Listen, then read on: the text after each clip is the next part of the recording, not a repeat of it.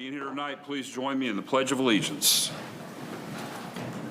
Pledge allegiance to the flag of the United States of America and to the republic for which it stands, one nation, under God, indivisible, with liberty and justice for all. Thank you. Roll call, please.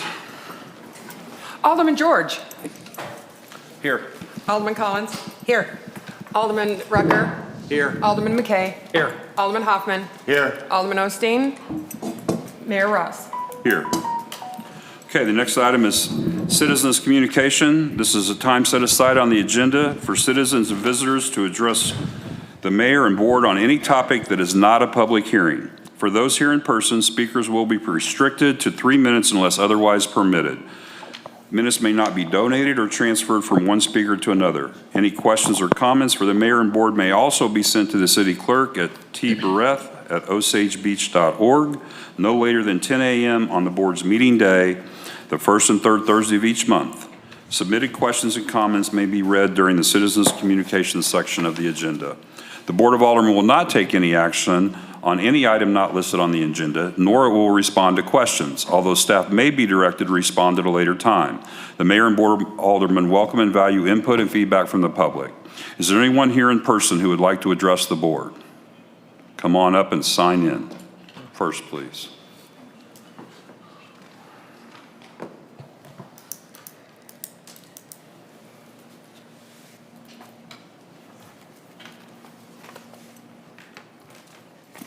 And you are, sir. Travis Hodge. Welcome. Go right ahead. So I was recently passed over for a project called Proctor Drainage Project that my understanding is, from looking at the meetings, part of my bid did not make it to the board. I was low bid. The second bidder was right at 10% higher than I am. This project is something I could do with my eyes closed. I've done almost 40 projects for Osage Beach in over 18 years. I have landscaping experience, very extensive landscaping experience, and even more in the drainage landscaping areas. And I guess after everything that I've done with the city, with the number of times I've worked on their sewer system when it was failing, different drainage projects, loaned the city tools, instruments that they might need, offered them budget information from a contractor standpoint. I was told by Colton Wright that I had met the scope of work that we had discussed in the field at the pre-bid meeting that was in person between him and I, a project meeting. And during that project meeting, I asked him a couple things. One of them was, why was he treating this more of a landscaping project with waterfalls and holding pools instead of just putting a culvert into the lake for cheaper money? And he could not give me a good reason for that. And I said, that's fine, I'll bid it however you want to. So here we are today. I have bid this project. I am low on this project, and my bid has been thrown out because of the recommendation that the board received. And during the conversation, which was a couple conversations after the bid opening, I was told by Colton that he would not provide recommendation to the board. They wasn't playing favorites among the contractors. So from the meetings that I have looked at, it very much appears that there was a recommendation to the board to use the second place bidder over the first place bidder. And I can do this job with my eyes closed. This is the kind of work I do every single day in a lot more places than just Osage Beach.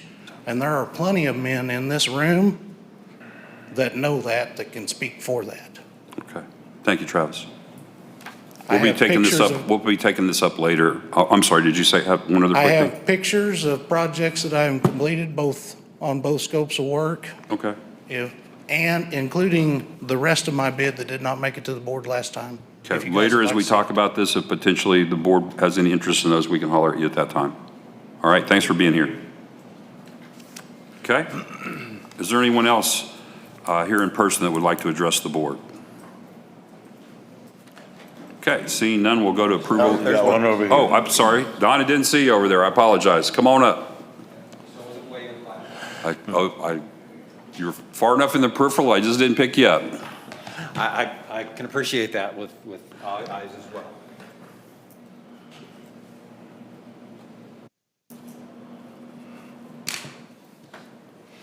Mr. Mayor, members of the board, here to address the issue that I know is not on your agenda, and this, of course, is in keeping with that, and that is the Osage Beach Marketplace and the recent passing of the recommendation of your TIF Commission for that to be passed. My name, by the way, is Don Newhart, Lake Area resident for nearly 50 years. Full disclosure, for those who may not know, formerly owned a business here in Osage Beach for 20 plus years.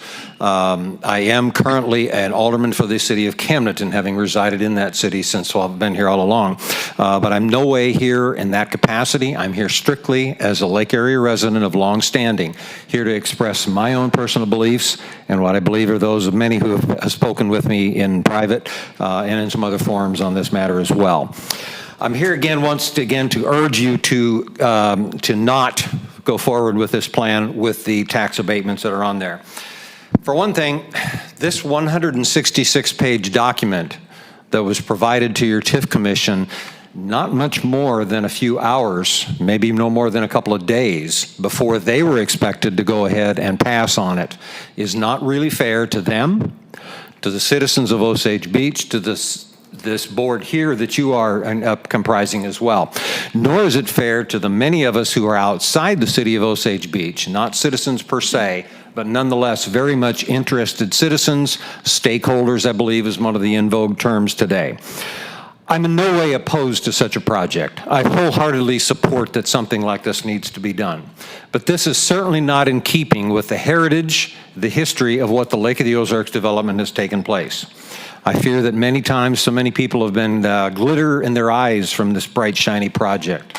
There's too much to absorb in here. I am currently about a fourth of the way through it, looking at this for the deleterious effect that this can have on existing businesses, for the fact that government is hereby, as many I would hope in this ostensibly conservative area are opposed to, and that is government picking winners and losers. We have a number of existing businesses in all business categories at this time. Many, if not most of them, will be to one degree or another adversely affected. The other thing is, I would certainly say that if these folks want to come in and do a business, come on in, the water's fine.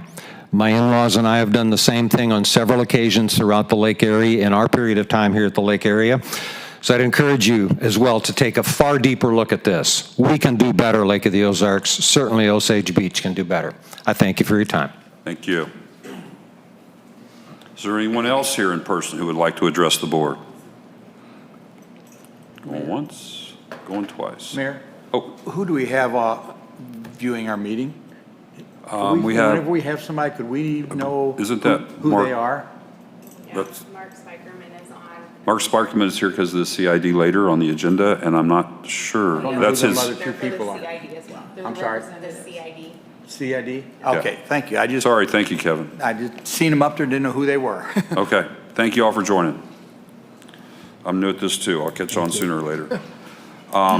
So the next item is approval of consent agenda. If the board desires, a consent agenda may be approved by a single motion. The minutes from the Board of Aldermen meeting from May 7, 2026, and the Special Board of Aldermen meeting May 12, 2026, as well as the bills list for May 21st, 2026. Are there any questions or revisions or concerns with the minutes or the bills list? Seeing none, I just need a motion. Motion to approve. Alderman Collins. Second. Second, Alderman Hoffman. All those in favor? Aye. Opposed? Motion carries. The next item's not on the agenda, but I think Chief has a service award that we want to present at this time. Yes, sir. Go ahead, Chief. Corporal Hustler, if you come on up.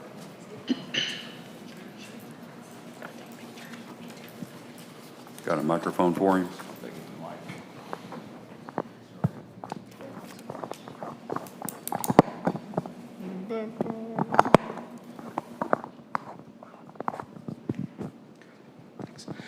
So Corporal Hutzler's been with us for 5 years, as of the 18th of this month.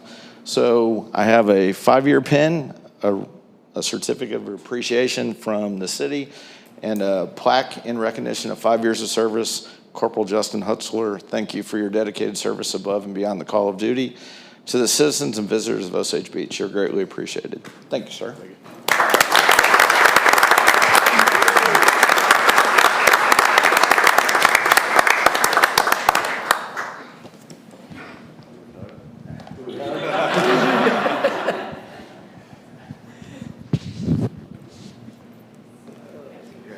Thank you, Justin. We're a problem. Thank you, Corporal Hutzler. Appreciate all you do. Okay, next item is a financial update. So I have good news again this month. We had a record month for our May sales tax, which reflects our March sales. It put us 10% over where we were last year and almost 13% above our current budget. So that is good news. How many dollars was that, do you mind? 400 and just shy of 480,000, I believe. I don't have that up, but Okay, that's fine, thank you. you're welcome. Sounds good, glad to hear. All right, we'll start on unfinished business. First is Bill 2638, an ordinance of the City of Osage Beach, Missouri, authorizing the mayor to sign change order number 1 for the Water Main Loop Gulfview Lane to Nichols Road project for an amount not to exceed $44,720, bringing the total contract cost not to exceed $422,074 even. Are there any questions or concerns? I guess this is Public Works Director. Is that right? Second reading. It's a second reading, yes. Okay, so Jeff Fisher, Public Works Director. I have nothing to add to the last discussion, Mayor. Thank you. Okay, any other questions or concerns? Motion to approve. Alderman Rucker. Second. Alderman Hoffman. Roll call, please. Alderman McKay. Yes. Alderman Collins. Yes. Alderman George. Yes. Alderman Rucker. Yes. Alderman Hoffman. Yes. Alderman Osteen. Motion carries. Next item on the agenda, Bill 2644, an ordinance of the City of Osage Beach, Missouri, amending Section 125.120, attendance and leaves of the city code as set forth. Second reading. Madeline Moon, Human Resources Director. I have nothing further to add. Okay. Are there any questions or concerns at this time? Just looking for a motion. Motion to approve. Alderman George, second. Second. Alderman McKay. All those in, oh, I'm sorry. Roll call, please. Collins, what did I say? Did I? It's all right. No, I was looking at Alderman McKay down there. It was close. Yeah. Okay. We'll do McKay. Either way. Okay. Alderman Hoffman. Yes. Alderman McKay. Yes. Alderman Rucker. Yes. Alderman Collins. Yes. Alderman George. Yes. Alderman Osteen. Motion carries. Next item, Bill 2645, an ordinance of the City of Osage Beach, Missouri, authorizing the mayor to sign a contract extension with Lucky 8 LLC for an access agreement. Second reading. This is Police Chief Todd Davis. I have nothing further, and Emily and Randall are here from Lucky 8 if you all have any more questions for them. Are there any questions? Go ahead. No Alderman question, Hoffman. just a statement. I appreciate, I don't know who the gentleman was who came last time, but I really appreciate him coming down and clearing up some points of contention that we had so that we can look forward to a third season. So, thank you. Okay. Any other comments or questions? Just need a motion. Motion to approve. Alderman Rucker. Second. Alderman Collins. Got it right that time, I think. Roll call, please. Alderman Hoffman. Yes. Alderman George. Yes. Alderman Collins. Yes. Alderman McKay. Yes. Alderman Rucker. Yes. Alderman Osteen. Motion carries. Next item, Bill 2651, an ordinance of the City of Osage Beach, Missouri, amending Section 254.030, Park Rules and Regulations, hours, removing Section 210.2330, City Park Hours of Operation. Second reading. Eric Gregory, Parks Manager. I have nothing further to add and recommend approval. Thank you. Any questions or concerns? Okay, just need a motion. Motion to approve. Alderman Hoffman. Second. Alderman George. Roll call, please. Alderman Collins. Yes. Alderman Rucker. Yes. Alderman Hoffman. Yes. Alderman McKay. Yes. Alderman George. Yes. Alderman Osteen. Motion carries. Next item, Bill 2652, an ordinance of the City of Osage Beach, Missouri, amending ordinance number 25103, adopting the 2026 annual operating budget, requesting an amendment for the Hatchery Road Lakefront paving project. Second reading. Eric Gregory, Park Manager. Again, nothing further. Recommend approval. Any further questions? Just need a motion. Motion approved. Alderman McKay. Second, Alderman Collins. Roll call, please. Alderman Rucker. Yes. Alderman Hoffman. Yes. Alderman George. Yes. Alderman Collins. Yes. Alderman McKay. Yes. Alderman Osteen. Motion carries. Next item, Bill 2653, an ordinance of the City of Osage Beach, Missouri, authorizing the mayor to sign a contract with Doctors at the Lake Incorporated for Proctor Road drainage improvements in an amount not to exceed $30,000. Second reading. Jeff Fisher, Public Works. I have nothing to add to what I stated in the first read. Thank you. Okay. Questions, thoughts from, or concerns from the board? Alderman George. Yeah, in light of what we've heard today from Mr. Hodge that have came in and multiple discussions with Jeff Fisher and the mayor and Alderman McKay, we visited the location.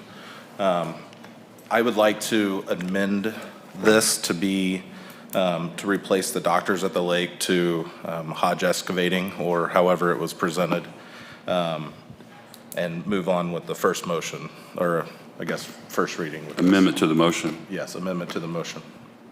Okay. Point of order on that? We don't have a motion yet, right? Well, okay, 'cause we need to have a discussion before we make Yes, a I would. floor motion. Okay. That's fair. fine. And when it comes time, we can That's fair. make an emotion and then amend it. So is there any questions, concerns, or thoughts? Alderman Hoppen. Jeff, what was the thought process on why we went with Doctors over the other bidder? I believe I stated the first read that we felt both contractors could do this, that we gave the slight edge to Doctors because what they do more regularly, and it's $1,500 difference, so that's Okay. why we recommended that. So just a comment, not everyone that works down here in the city on the staff knows the history with every contractor that we've worked with. So, sometimes the good history or even the bad history with contractors is lost when we lose institutional knowledge. So I do think it's fair to point out that with turnover, sometimes the good deeds that someone has done in the past isn't reflected in the bid. So I just want to make that point. Okay, thank you. Anyone else? No other discussion? Oh, I'm sorry. I have a Alderman question. Collins. I actually have a question for Mr. Hodge. You said that when you went out to look at the project, that you bid it as it was described to you. Yes, ma'am. Knowing that this is something that you do regularly, did you see a different path that you could take to do it for less than what you bid? Absolutely, and I suggested that to the project manager. Okay. But it can be done as a landscape project too, Okay. just for more money. Okay. I appreciate that. Thank you. Thank you, Travis. Anybody else have any questions for Travis while he's up here? Okay. Don't think so, Travis. Thank you. All right. So the way to do this is to make a motion, I believe, Floor motion? floor motion, with an amendment, I believe, all in one. Is that right? Or we do a motion and a second, and then we do an amendment after that? You have to make a motion and a Second. second for the amendment. For the amendment? And then you would do it as a first reading. Okay. Correct. Okay. So Alderman George. Yes, I would like to make a motion for an amendment to replace Doctors at the Lake for Proctor Road Drainage Improvements Bill 2653 to Hodge Excavating. Travis Hodge Hauling. Okay. Thank you. Do I hear a second? Second. Okay. Do we have any further discussion? Alderman Hoffman. Well, I just want to point out that I don't know who Doctors of the Lake is. I don't know if they have a representative here, but there's no negative reflection upon Sure. you. This is simply a budget issue. Sure. Any other questions or comments? I would definitely like to share the sentiments as Alderman Hoffman that it is more of a budget situation at this point. All right. Anything further? Let's have a roll call. Alderman Rucker, Yes. Alderman McKay, Yes. Alderman Hoffman, Yes? Alderman George, Yes. Alderman Collins, Yes. Alderman Osteen. All right, motion carries. Thank you for being here, Travis. Just for clarity, that was the first reading? That was the amendment. There's a motion for the amendment. Oh, We a have to motion to read it. pass first reading? Just to amend it. We just amended. Okay. You're So I need some kind of motion. Motion to approve as amended. All right, very good. Thank you. Do I hear a second? Second. First That reading. was Alderman George? First reading, yes. Okay, all right. Are there any further discussion? Thank you, Rucker. All those in favor? Aye. Opposed? Motion carries. Now we do a second reading. No, we do that the next meeting, right? Okay, good, sorry. That was a little confusing. Apologize, folks. Next item, Bill 2655, an ordinance of the City of Osage Beach, Missouri, adopting an amendment to the zoning map of the City of Osage Beach, Missouri by rezoning a parcel of land as described in rezoning case 428. Second reading. Kerry Patterson, City Planner. Yes, sir. I have nothing further to add, but if the board has any questions, I'd be happy to answer those. Any questions from the board? Seeing none, I just need a motion. Motion to approve. Alderman George. Second? Alderman Hoffman. Roll call, please. Alderman Collins, Yes. Alderman Rucker, Yes. Alderman McKay, Yes. Alderman Hoffman, Yes. Alderman George, Yes. Alderman Osteen. Motion carries. Next agenda item, Bill 2656, an ordinance of the City of Osage Beach, Missouri, adopting an amendment to the zoning map of the City of Osage Beach, Missouri, by rezoning a parcel of land as described in rezoning case number 429. This is second reading. Kerry Patterson, City Planner. Yes, sir. I have the same comment from the last one. Okay, very good. Any further questions from the board? Seeing none, do I have a motion? Motion. Alderman McKay. Second. Second, Alderman George. Roll call, please. Alderman Collins, Yes. Alderman Hoffman, Yes. Alderman McKay, Yes. Alderman Rucker, Yes. Alderman Collins, or I already did Alderman Collins, Alderman George, Yes. Motion carries. Alderman Hoffman. Did I get you? I said yes. Okay. We good? Sorry. Yep, we're good. All right. Sorry. Next Sorry. agenda item, Bill 2657, an ordinance of the City of Osage Beach, Missouri, adopting an amendment to the zoning map of the City of Osage Beach, Missouri by rezoning a parcel of land as described in rezoning case number 430. Second reading. Kerry Patterson, City Planner. Yes, sir. Same comment. Any further questions from the board? Motion to approve. Alderman Collins, do I hear a second? Second. Alderman Rucker. Roll call, please. Alderman Hoffman, Yes. Alderman McKay, Yes. Alderman Rucker, Yes. Alderman Collins, Yes. Alderman George, Yes. Alderman Osteen. Motion carries. Point of order here. Is this discussion supposed to be part of old business? It was on the previous agenda. Okay. Oh, And that, we- Or the- It was the asked to have previous it under meetings. that, but yeah. right, it we should- basically tabled it to this Yeah. one, correct? Yes. Okay, just making So- sure. Yes. Before we move forward. Fair question. So the next item is mine. It's a discussion about pressure reducing valves. I know there's a lot of differing opinions on this, and I thought it was a good idea to put it on and have a further discussion on this. We currently do not provide, I think our ordinance states at least, I'm not sure our practice right now, I think maybe we have been providing them recently, pressure reducing valves to our businesses and residents in the city.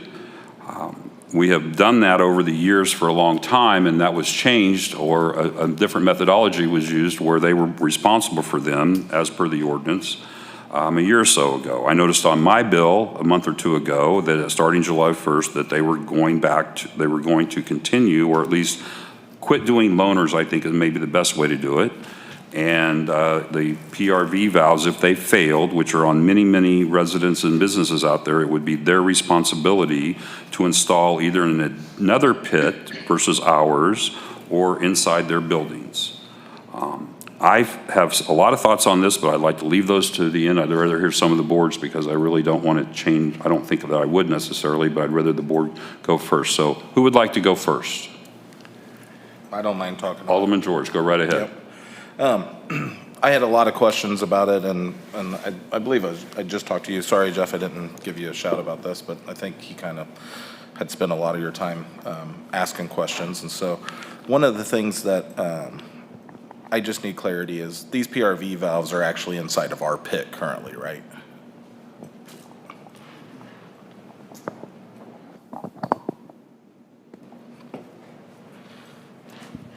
Sorry for that. I believe all of them are in the pit. That's right. And so I guess my concern with it being inside of our pit, and I guess a positive is that if we continue to work on these, then we're not entering somebody's house. And that was one of my biggest concerns, was the liability going on and entering somebody's home, our employees entering somebody's home to replace these, be a risk of a break of a pipe, not sealing the pipe correctly, something along those lines. And so when I did learn that they were inside the pit that is our pit, I then had concerns about, okay, so what happens whenever that is no longer functioning? Do we allow contractors inside of our pit to replace that? I don't believe so. Okay, so we would still kind of have to have one of our guys there to replace, at least remove it and then patch it maybe, and then they would have to then relocate that PRV valve. Is that Yeah, it's usually accurate? in the house, I think you know that, yeah. Yes, and that's normally where I do see them. That's why my first concern was, well, I don't really like the ideas of our guys having to go inside of somebody's house and replace these. After I learned that they were in our pit and that it was going to require us changing them, I kind of got onto more of the side that, it didn't seem as if there were very many of these that has to be changed every year. And then Mayor had then informed me that when these were first installed, I believe that they were part of convincing people to hook up to our system, is that we would maintain that back in the day whenever this got hooked up. So if there's clarity on that, that would be great. I believe he did a bunch of research on it, so I do believe you. But it just led me more to leaning more towards maybe we should hold off on removing this and making our constituents have to pay for this when it does fail. And most typically when a PRV valve fails, usually fails in the closed position. And so I don't see us having high water going into the system. Is that a fair statement? No? That's not been our experience. Okay. We've never had one happen. This question got answered, Okay. asked a year ago. It's never happened in Osage Beach. Okay, perfect. I'm sorry, for clarity, if you don't mind, what has never happened? Well, we've never had one fail and someone's house get flooded or a Right. business get Okay. flooded. Okay, go ahead, please, let's just raise and Okay, sorry. be recognized. So go ahead. Maddie has information on the insurance claims that she can provide. Yes. Okay, is that what you'd like to hear now, or you got some more? Oh, no, I'm done. I was just curious if that was, what we have. Okay, so go ahead. If we've got, I think data is always important, so Absolutely. Maddie, tell us what you got. So I went rooting around in the old city drives from the previous people in my position. I was able to track down 6 different claims filed with the city. 5 of those 6 did not receive payment or weren't founded in any fault on the city's part. Roughly what I could estimate, and these were all related to excess water pressure, most of those resulted in the PRV being replaced. Requested dollar amount in total between those 6, 2 of them I didn't have known amounts, was $15,250. Overall, we ended up paying out about $2,900. There was one claimant that ended up taking us to small claims after we had denied city liability, and we ended up being released from liability in that claim. Ultimately, we haven't accepted responsibility for those excess water pressure damages because we have had people go out and remedy the situation in a timely manner. Typically, our people were out within an hour or two if it was an overnight call to go and return it back to normal pressure or replace those valves. I will say, I think it was about April last year, NPR had made this a point of discussion during one of our Property and Liability Advisory Committee meetings. No one else, no other entities accept the PRV under city liability. Everything ends at the meter. Everything beyond that is the resident's responsibility to maintain at that point. That was their recommendation and what everybody else is upholding as well. Okay. Just for clarity, Matt, it sounds like we've had 6 instances and one time we paid out $2,900 that you could find. Is that? There was one instance where we paid out $1,900. $1,900. And that was okay. Self-insurance. Right. And I think the system was installed in 2003 to 5, just from a time frame standpoint. I was able to go back to 2016. These are all spanning 2019 to 2023. Okay. Alderman Collins. You mentioned an NPR meeting discussion. Is there any insurance implications that they would not cover us if something happened, if we're the only ones who accept this responsibility? This was like 15 months ago, so. I just thought you might remember. I don't think they said so in so many words, but most other entities were like, they did not advise in the way that we're looking to take it. They tend to keep a 10-foot distance between them and accepting liability for those. Okay, thank you. Oh, go ahead, Jeff. Yeah, I can't answer that. I did get confirmation about a month ago that NPR would not cover damages. Repeat that, Jeff? NPR would not cover damages. Beyond the pit? Right. Okay. Well, Alderman, so hang on just a second. Does anybody else, before, everybody gets a chance first, if you don't mind. Alderman Rucker. Yes, a couple of things. First of all, we have been through this a number of times. So I just want to clarify to the people out there that at least my vote was voted the way it was based on information we had.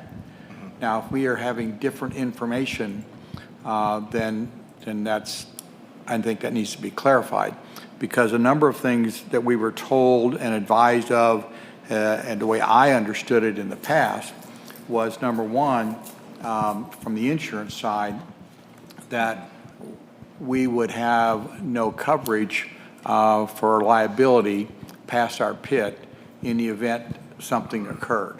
And that was the first thing. So, you know, even though we, at some point, at one point we were putting in loaners and we were doing all that, but we would have no liability. Or I shouldn't say we would have no liability, we would have no insurance. That doesn't mean we wouldn't have liability. That means the insurance would not pay. That doesn't mean the court wouldn't call us, say we were liable because we didn't properly do what we should. That's number one. Number two is, just for some clarity also, it's my understanding that many of these PRV valves, as was stated, was put in originally when the water system was put in.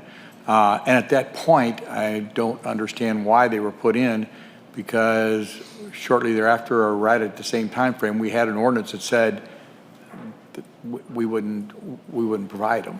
So the city has been going against their ordinance for a long time, which is not good. Especially as an ordinance guy as I am, you either go by the ordinance or you change the ordinance. It's one or the other. And that's what really brought us to where we are here today. Is it was identified by staff a number of years ago that, hey, we're not supposed to be doing this. We're providing a service that our ordinance says we're not supposed to be doing. I have concerns about somebody else being in our pit other than us, because at one point we had talked about the problem of them having to create another pit, or, because that's what I would have to do in my situation, but with the way my house is plumbed and the way it's done, but it would be very difficult for me to do it in the house or more expensive because I have 2 water lines going into the house, so I'd have to have 2 of them. So anyway, for whatever that's worth, so I couldn't hire my plumber and have him be in my pit because of city's liability. And I struggled with that, but I do kind of understand that because if we allow a contractor inside that pit, then all of a sudden they do something not right, and that could contaminate our water system if they put in something not appropriate or not right. So because I at one point wanted to allow the plumber to be able to get into our pit. So that was a problem if we do that. If that has changed, then that puts a different light on the issue. If we can possibly work through that situation.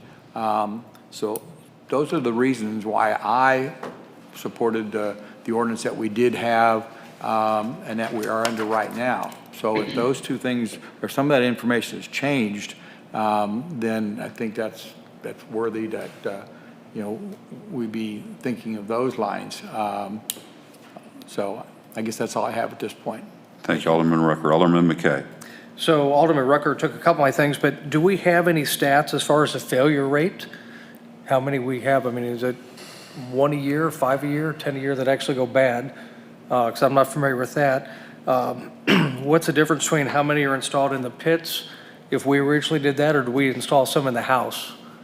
Those are two of the things I'm looking at. And then I had the same question as far as, is another contractor allowed to work in our pit, or does that become a liability? Caleb's going to try to help us answer those questions.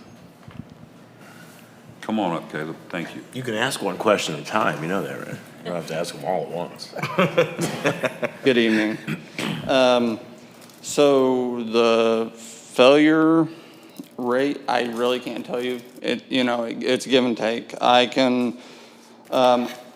sent a PowerPoint, and roughly 30% of our call outs after hours are related to pressure.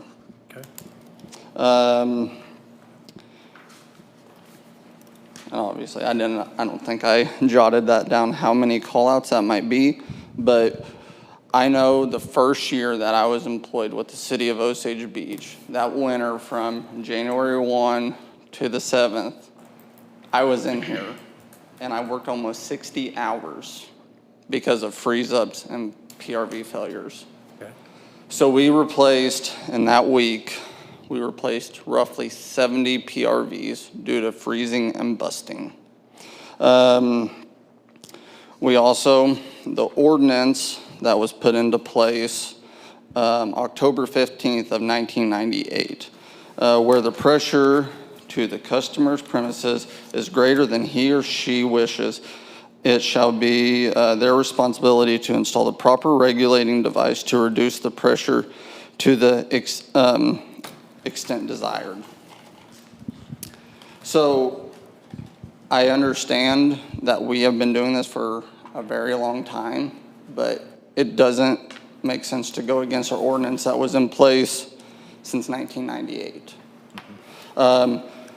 PRVs have went up substantially in price. I think the last time we did this, about this, there was an increase of, on a residential sized, a 5/8, went up 134% since 2018 and 2019. So that went from $122 to $286.46. Your 1 inch, which you're getting more of your commercial now, was $192.09 in 2018 and 2019, and now they are $389. Your 1.5 inch and your 2 inch, $350 and $400, and now they're $700 and $800. And that is not including your brass flanges, your brass nipples that you have to make to length. So you're roughly, for your 1.5 inch and your 2 inch, you're going to be $1,000. I gave an example last time when this was brought up. I'm,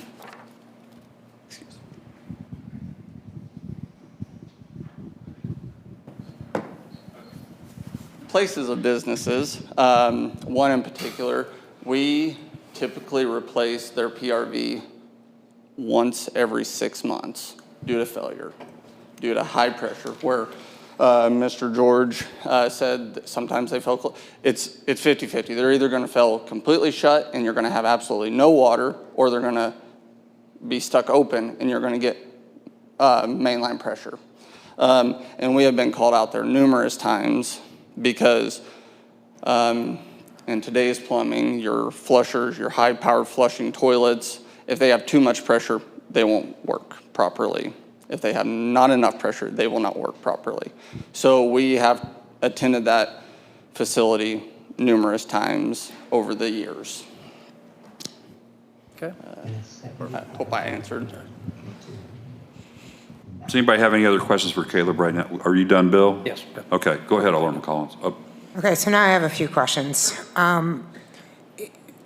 Do we in any way contribute to their failure? Like, is it how we're managing the water system that's contributing to the PRVs failing? Or is it things that are being done on the other end?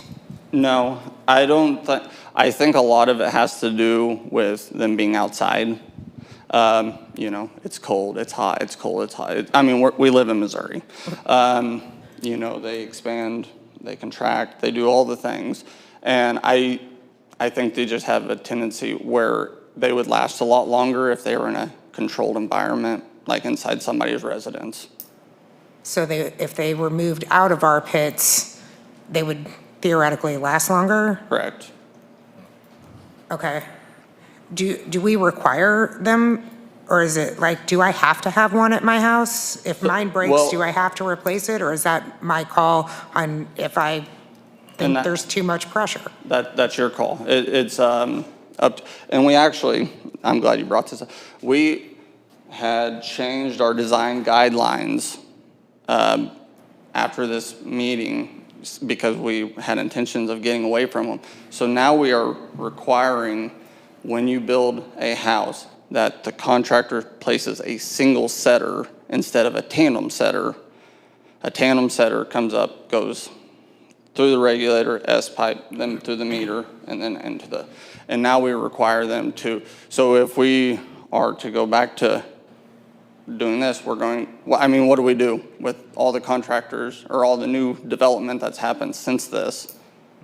That's roughly 60 to 100 residential, and then I don't know how many commercial properties, but we would have to, I don't know how we would make that right to them. So,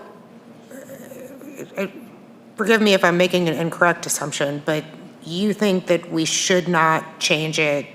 We should leave it the way it is? I think we should leave it the way it is. Property owner where- is responsible? Yes. Okay. I have one other question, and nobody may know the answer to this, but if we changed the code, would insurance then cover the liability? Like, what I mean to say is, since we're going against our own code, is that why it is excluded?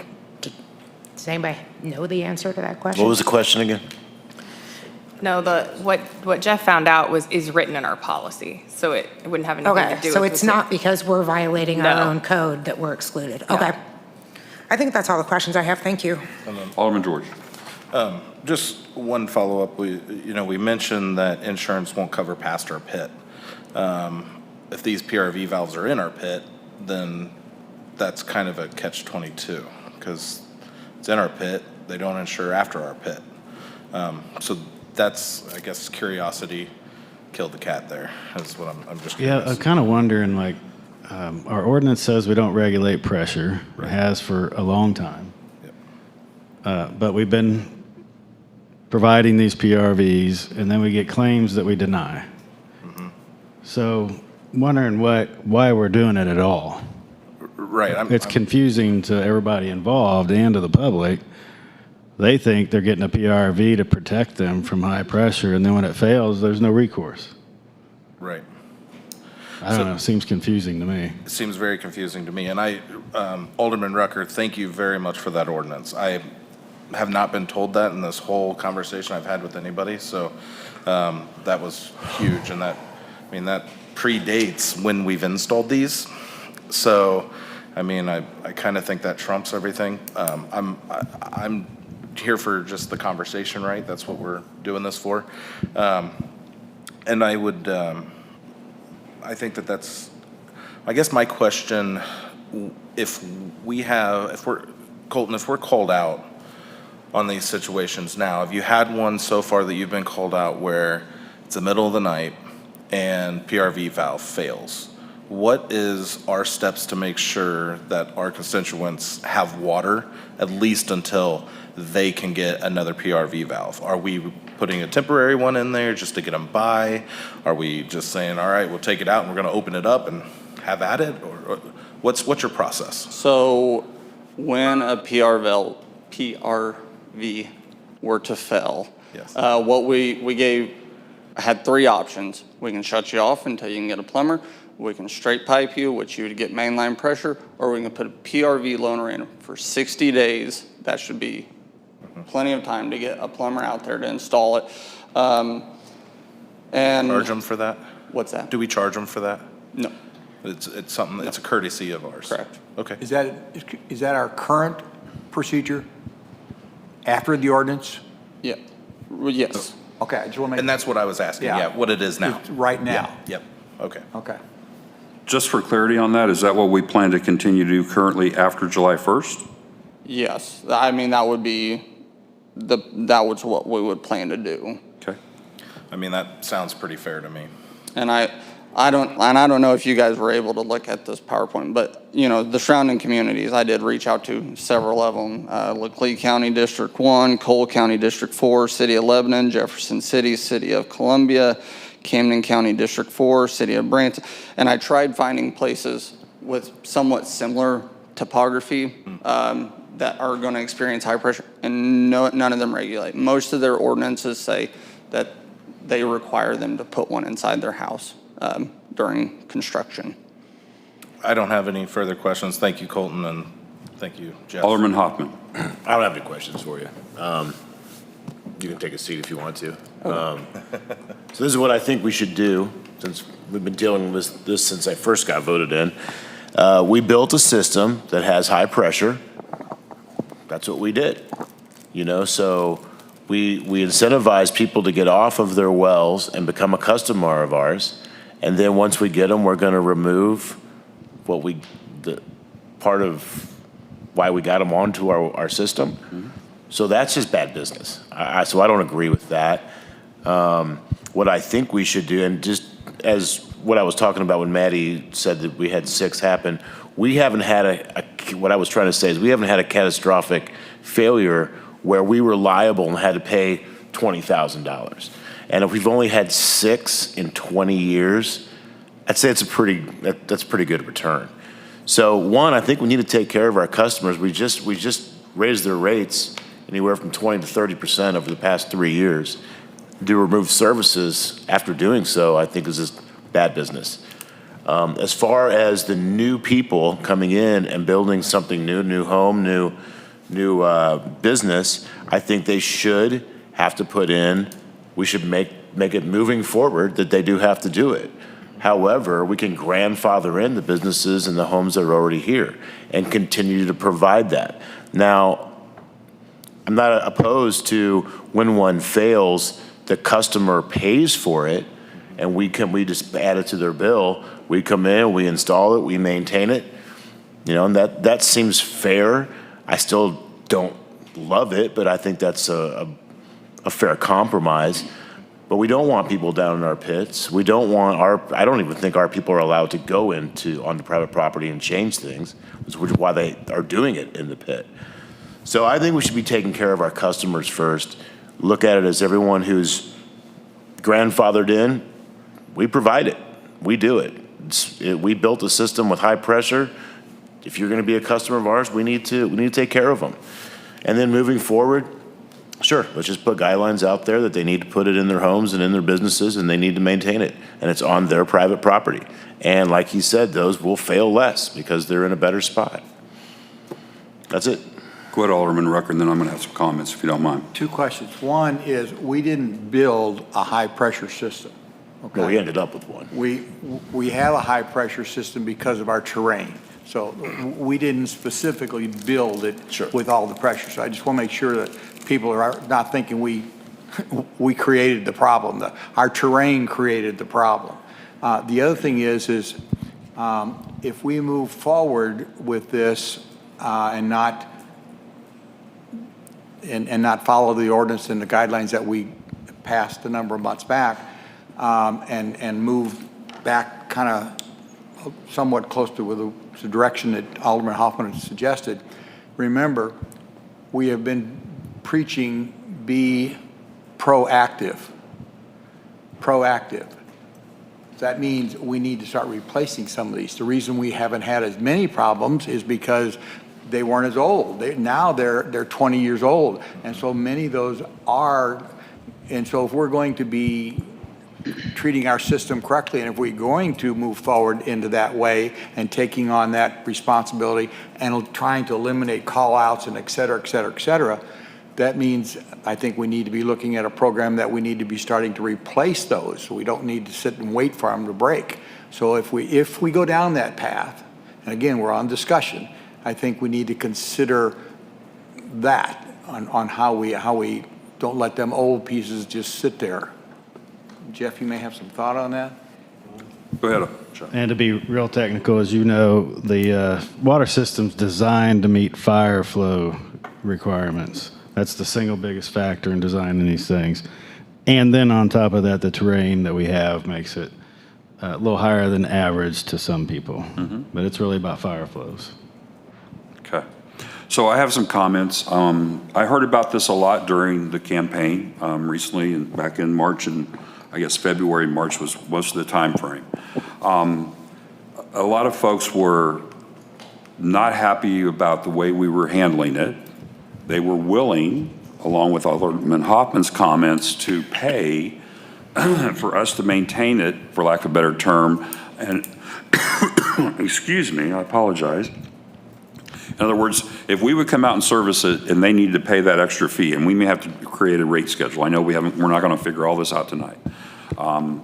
But they would be fine with that. There were businesses that talked to me and says, I really don't have room for a big in my business, small kitchens, whatever the case may be. Others didn't want, and of course they didn't want to dig another pit because of the cost of that, okay? We did put a system in after the fact. Why there's an ordinance there from 1988 is beyond me. I can just remember that there was times at my house where there were people, we were trying to install irrigation, they were surprised even after the pressure reducing valve, what kind of pressure we had. And when we got into this a couple of years ago, there were numbers I saw of a map that showed there was places where we're pushing 200 plus pounds of pressure. And all your faucets are designed, I think today, around 75 pounds as a maximum. So we are pushing a lot of pressure, all right? For many different reasons, it is what it is. And over time, this has, in my mind, been an overall minimal cost to provide service when you look at the entire budget of the water system. As I best recall, a year and a half ago or so, I would think we were told in the last 2 years we had spent $35,000 on pressure reducing valves across 2 years. That's less than 0.5% of the budget, okay? It was in that document. Well, that was the numbers. I guess I missed that document. I saw a lot of data, but I didn't see that data. So what numbers was it then? Let's just be accurate while we're here. Yep, let me pull it up. It's okay. We can keep moving on. I think Alderman Hoffman's compromise is what I heard folks more than willing to do. What they don't want to have to do is to move it at their own cost, wherever that may be. And so if we want to, for example, your pressure, and I think what we're coming across here over the last 2 or 3 years, and Caleb may have brought forward, is we put it in 2003 to 2005, round numbers, somewhere in that time frame. And most of them that I've looked up last about 15 or 20 years. They tend to fail due to a spring. I don't know that I necessarily agree that it has to do with temperature. Now, they're going to fail whenever it gets really, really cold, just like meters fail and all other water lines and stuff. And we've had some cold snaps, and I think in February about 2021 or 22, we had a really cold snap. And that may have been what Caleb was referring to. But the way they're designed is about spring and pressure. And so over time, those things just wear out and they don't hold. And so I think that we're in a 15-year to 20-year cycle, if you think through it, of where they're starting to fail some. And so I can't argue with Alderman Rucker that there may have to be some thought about whether or not, depending on the occurrences, whether or not we truly need a maintenance program. That's down the low. Go ahead. Did you find anything? Yeah, in the last 3 years, we've spent $101,582.42. Okay. So does that include labor or is that just material? That's material only. All right, so that's around $30,000 a year, okay?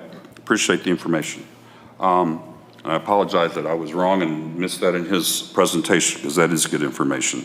So I think what we need from the board here is a recommendation to either one, do nothing and just keep doing what we're doing, okay? Or two, fashion some type of ordinance that changes it to some level. I do realize that there's sensitivity, and I know that was one of the discussions a year or so ago about the legality, the legal recommendation, if you will, of whether or not we should allow plumbers in our pits, and that does open up a can of worms. Can't argue that a bit. But if we, for example, and I'm just going to throw a number out, let's just say you're a residential customer, and if we replace it when it goes bad, and we charge them $150 because we don't, that's a lot cheaper than probably a plumber, okay? And they're going to call us first, as it appears they do, and we have the ability to fix it fast. And I think that they would at least feel more comfortable than, no, you've got to get a hold of a plumber and you've either got to dig a pit or change it over to your house. And those are just my thoughts. So with that, I think we need to figure out how to give the staff some direction about which way to go. And so any thoughts around that would help this conversation move along. Go ahead, Alderman Collins, please. Oh. Go ahead, Alderman Collins. I saw you first. I'm really torn on this. I would have to say that I would default to staff's recommendations on it.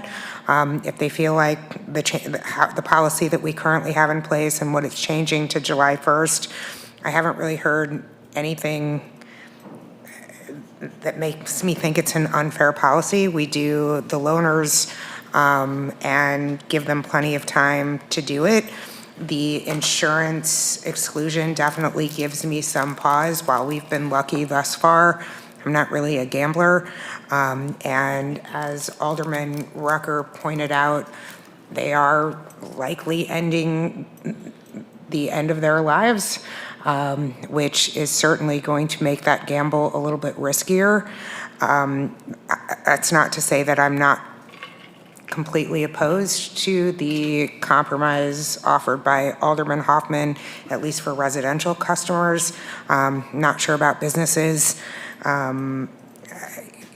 Yeah, I would have to default to trusting staff and leaving it the way it is, but I'm not completely closed to the other ideas. Okay. Any others? Alderman Rucker.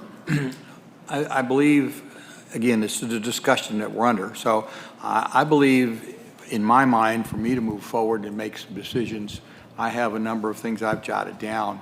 My first thought is, if we leave it the way it is, based on what Caleb has told us, what is the expectation of the budgetary need moving forward? Because there will be a budgetary need because, number one, you're going to have the PRV valves there. So when you are called out and you determine that's what it is, and you put that loaner in there, and some of these you're just got to put them in without asking the residents because the residents may not even be here. It could be that they're not even here. Well, anyway.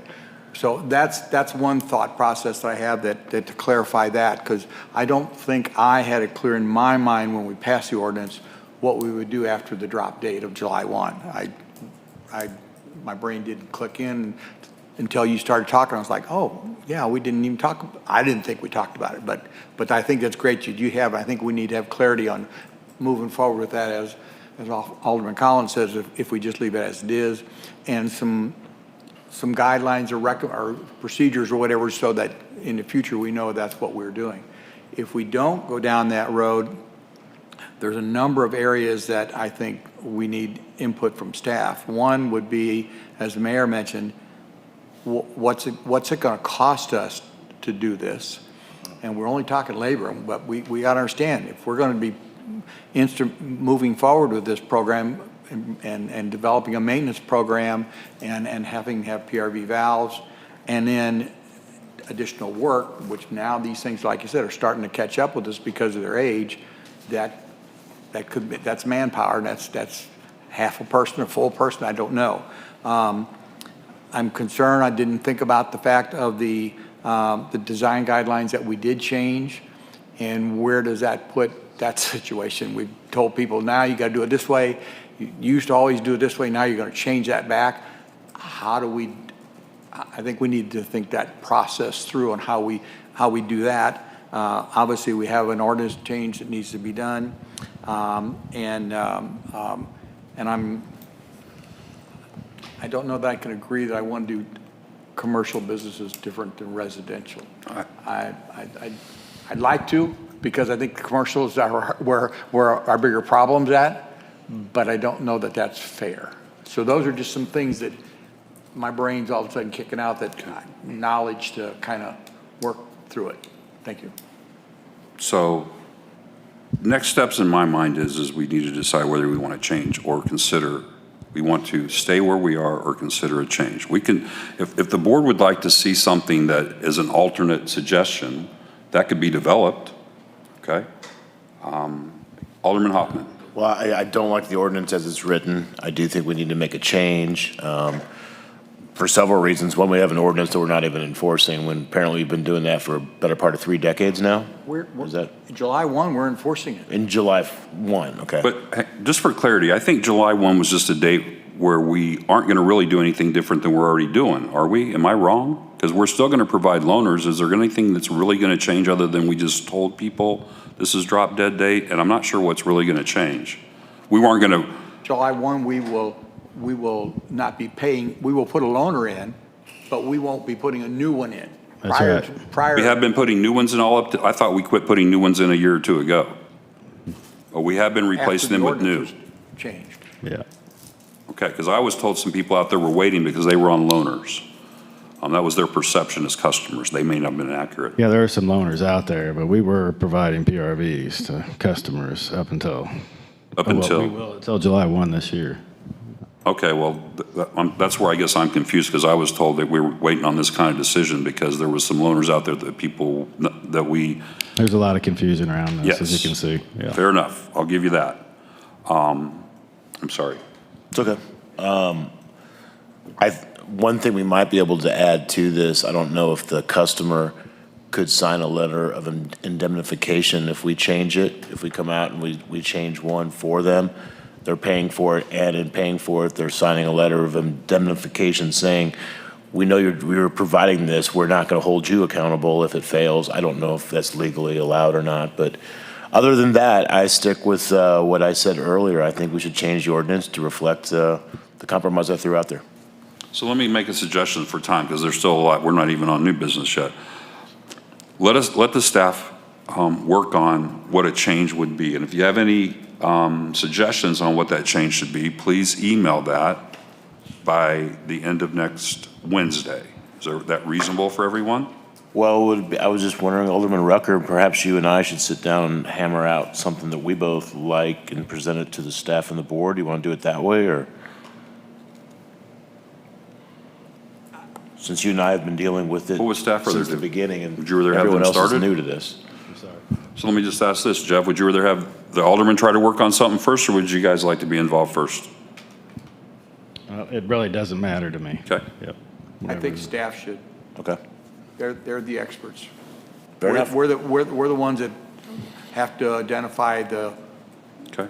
If Alderman Hoffman could shoot me an email with what he said earlier, sort of describe what he's thinking, then we can use that to create an alternative. We think might Okay, work. so I'll send that to you, and I'll copy Alderman Rucker on it for an extra set of eyes. Copy the board if you don't mind. Or the whole board. Okay. Okay. And if anybody else has any thoughts in the next few days, no later than next Wednesday, that would be helpful. Okay? And we'll try to provide an alternative that we can discuss and vote up or down. How does that sound? Or amend? Okay? Everybody comfortable with moving on then? Can we, Oh. can we have Caleb give us the information, if we do nothing, what will be happening? We can do that. Okay. Thank you, Jeff. Okay, get to move on to new business. Next item is a presentation, sports feasibility study phase 2 presentation from Carrie Patterson. Well, Mayor, it's not for me. I'm going to introduce Walter Franco from okay, Victus sure. Advisors to give you a synopsis of what they've found from phase 2 of the sports feasibility study. Walter? Okay. Welcome. Do you want me to stand here or use the microphone? I think I had a... Fiddle. Yeah. Yeah, that might help. I can walk around and work the room if you want. Thank you. This work? Okay, great, thank you. And so, good evening. I'll be brief. I know you guys have a lot on your agenda. A lot of new faces. Nice to meet you, Mayor, and some new members of the Board of Aldermen Board, excuse me. So my name is Walter Franco. I am a principal at Victus Advisors. We do feasibility studies for the development of sports and entertainment venues throughout the country. We're based in Park City, Utah. We've done a few studies in Missouri specifically, but throughout the Midwest and throughout the United States. We do not own or operate facilities. We simply do feasibility studies to help communities make informed decisions if they want to move forward with these types of plans. So is this something that oh, perfect. Okay, great. So we were hired in October of 2025, and our first phase of our study was to assess what opportunities there were to develop a sports tourism facility that could both benefit the local community from a sports recreational standpoint, but also be an economic tourism driver for not just Osage Beach, but also for the lake area. So as you can see here, phase 1 was our market analysis, first assessing what's currently within Osage Beach and also in the lake area. Comparative analysis on other facilities, sports tourism facilities that are in the state of Missouri and also beyond the state of Missouri. Also had community outreach to understand, what residents were saying, what local sports groups were saying in terms of what they need or what they already have, and what they could benefit from if there's any additional sports facility development. So we actually came, I want to say in early February when we came to City Council to give our findings for phase 1.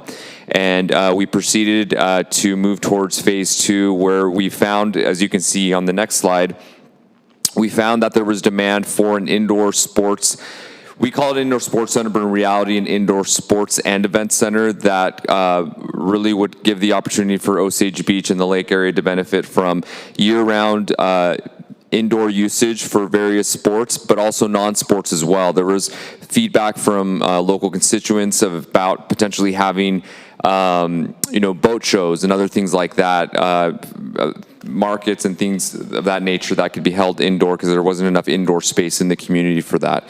And so with that recommendation, as you can see here, phase 2, was assessing based on whatever the recommended facility was to first look at potential sites that were identified by the city where this facility could be developed. Number 2, estimate projections on the financial operations of this facility.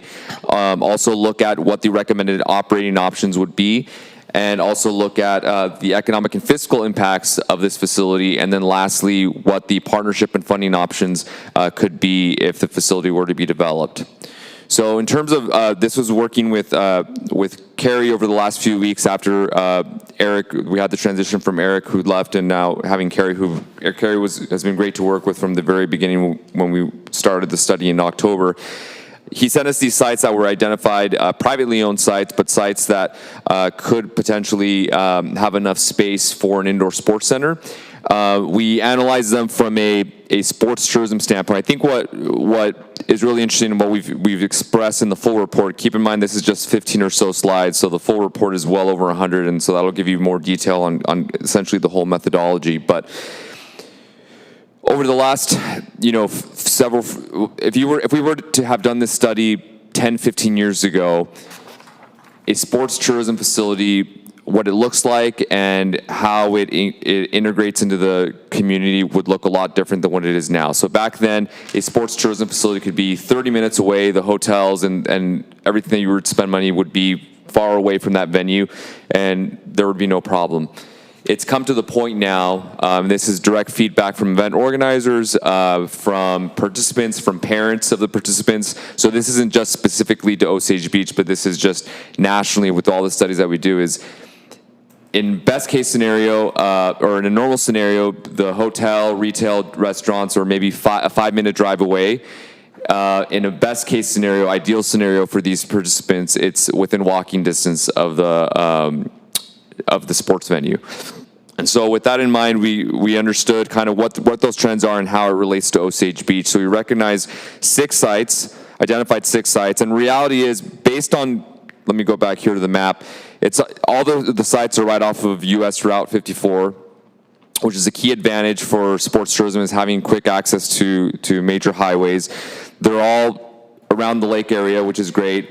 All of them were very approachable. They're all very close. So in reality, and sharing this with Carrie beforehand, all of them are pretty good. If the city were to move forward and say we want to move forward and develop a sports tourism facility, in reality, all locations really make sense. The one that we gave a slight edge to was Site 1, and that's principally because they have 2 hotels that are termed more or kind of aligned more with sports facility or sports tourism travelers, which are the Days Inn, Holiday Inn. Those are the hotels that families are frequently used for sports tourism travel, that have pools, the free breakfast in the mornings, very family friendly. So that was the one that had the initial, based on the conditions that we had assessed, the one that had the slight competitive advantage. That being said, there are a lot of other factors to consider in terms of land acquisition, especially if a facility is to be owned by a public entity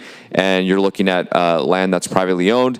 Also, ancillary development potential as well. As I had mentioned, the trends now for a lot of these facilities, so we're doing similar studies in Baton Rouge, Fairhope, Alabama, and a lot of communities now aren't just seeing, okay, let's build this sports tourism facility that's going to drive economic impact, but we also need to build a hotel either on site or very next to it, and having entertainment concepts, which I actually shared a little bit about in my previous visit here. Entertainment is your chicken and pickles, your Topgolf, so other entertainment that also includes dinner.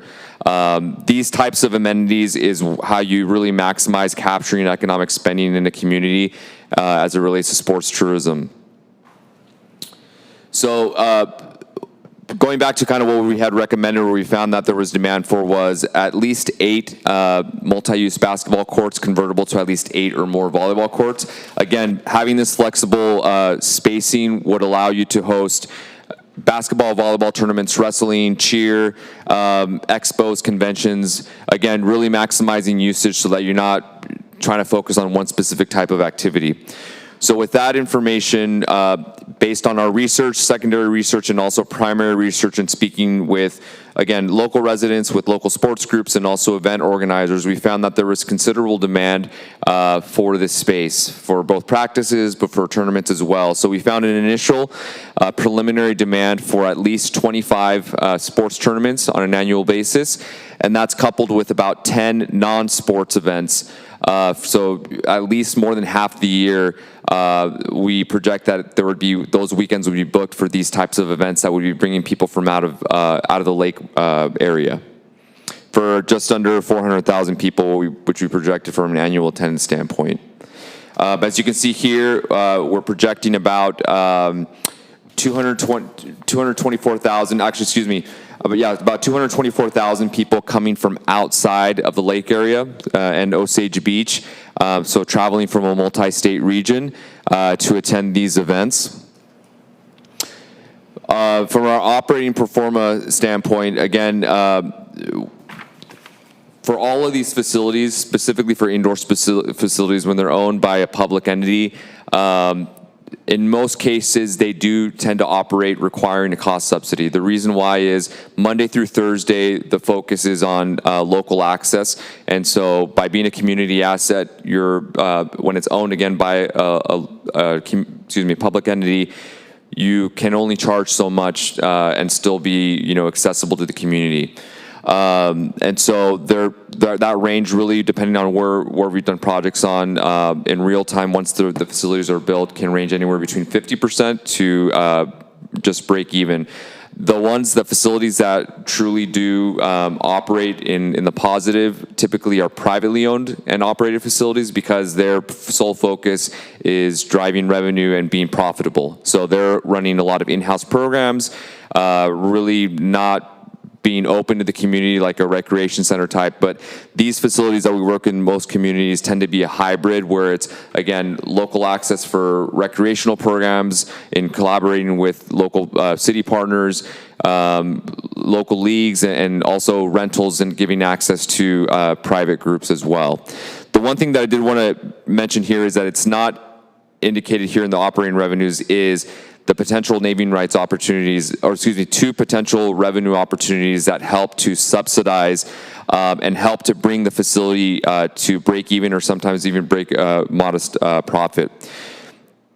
Again, going back to what was 10 years ago now, what the modern facility looks like now, it is very common for these types of facilities to gather or to get meaningful naming rights partnerships with local businesses. So whether that's a local health system or it might be the largest employer in the area, those types of businesses like to tie themselves to or affiliate themselves with these types of buildings because of the brand awareness, really just kind of embracing the community, and it really helps them from a branding standpoint. And so these naming rights agreements now can be in the low to mid or sometimes higher in the six figures on an annual basis.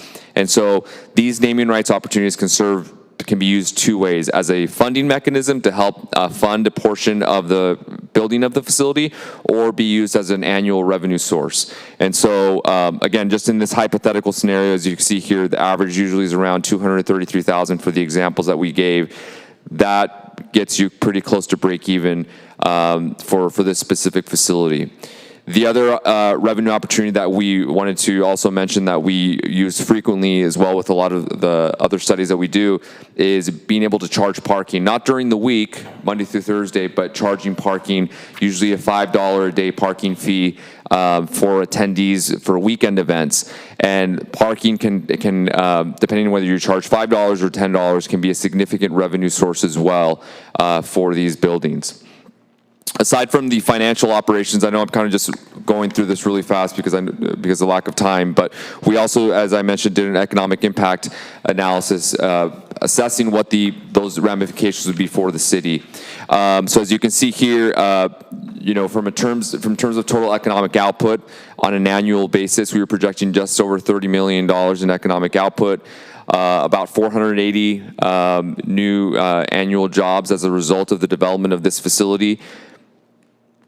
And which is really very important to most communities is from the hotel and bed. So we assumed that about 80% of new visitation related to to these tournaments, about 80% would stay in hotels that are located in Osage Beach, resulting in about 35,000 annual hotel room nights.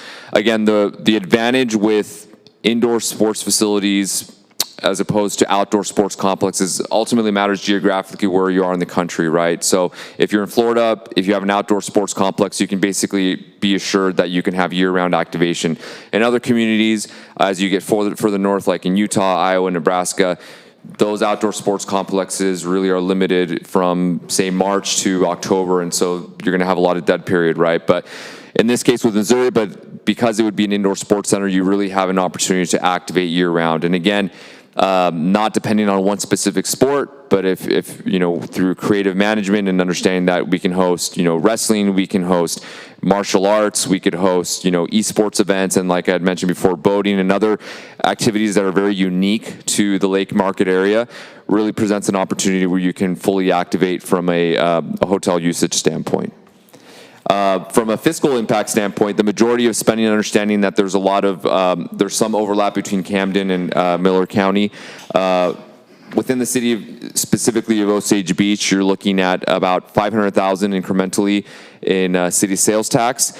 And then as you look through for the lodging tax, which is assessed at the county levels, the majority of the spending for hotel taxes would be in Camden County.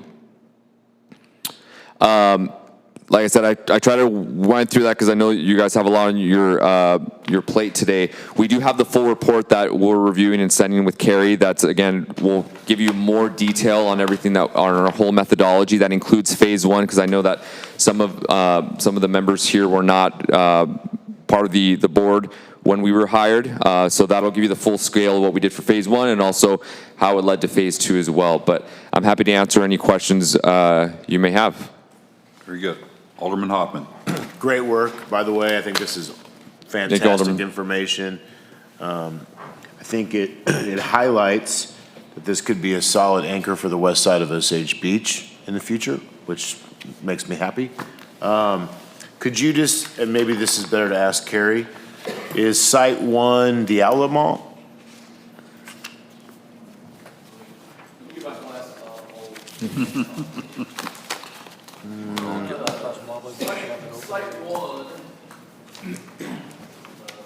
Oh, let me go back to the map here. It could be behind it.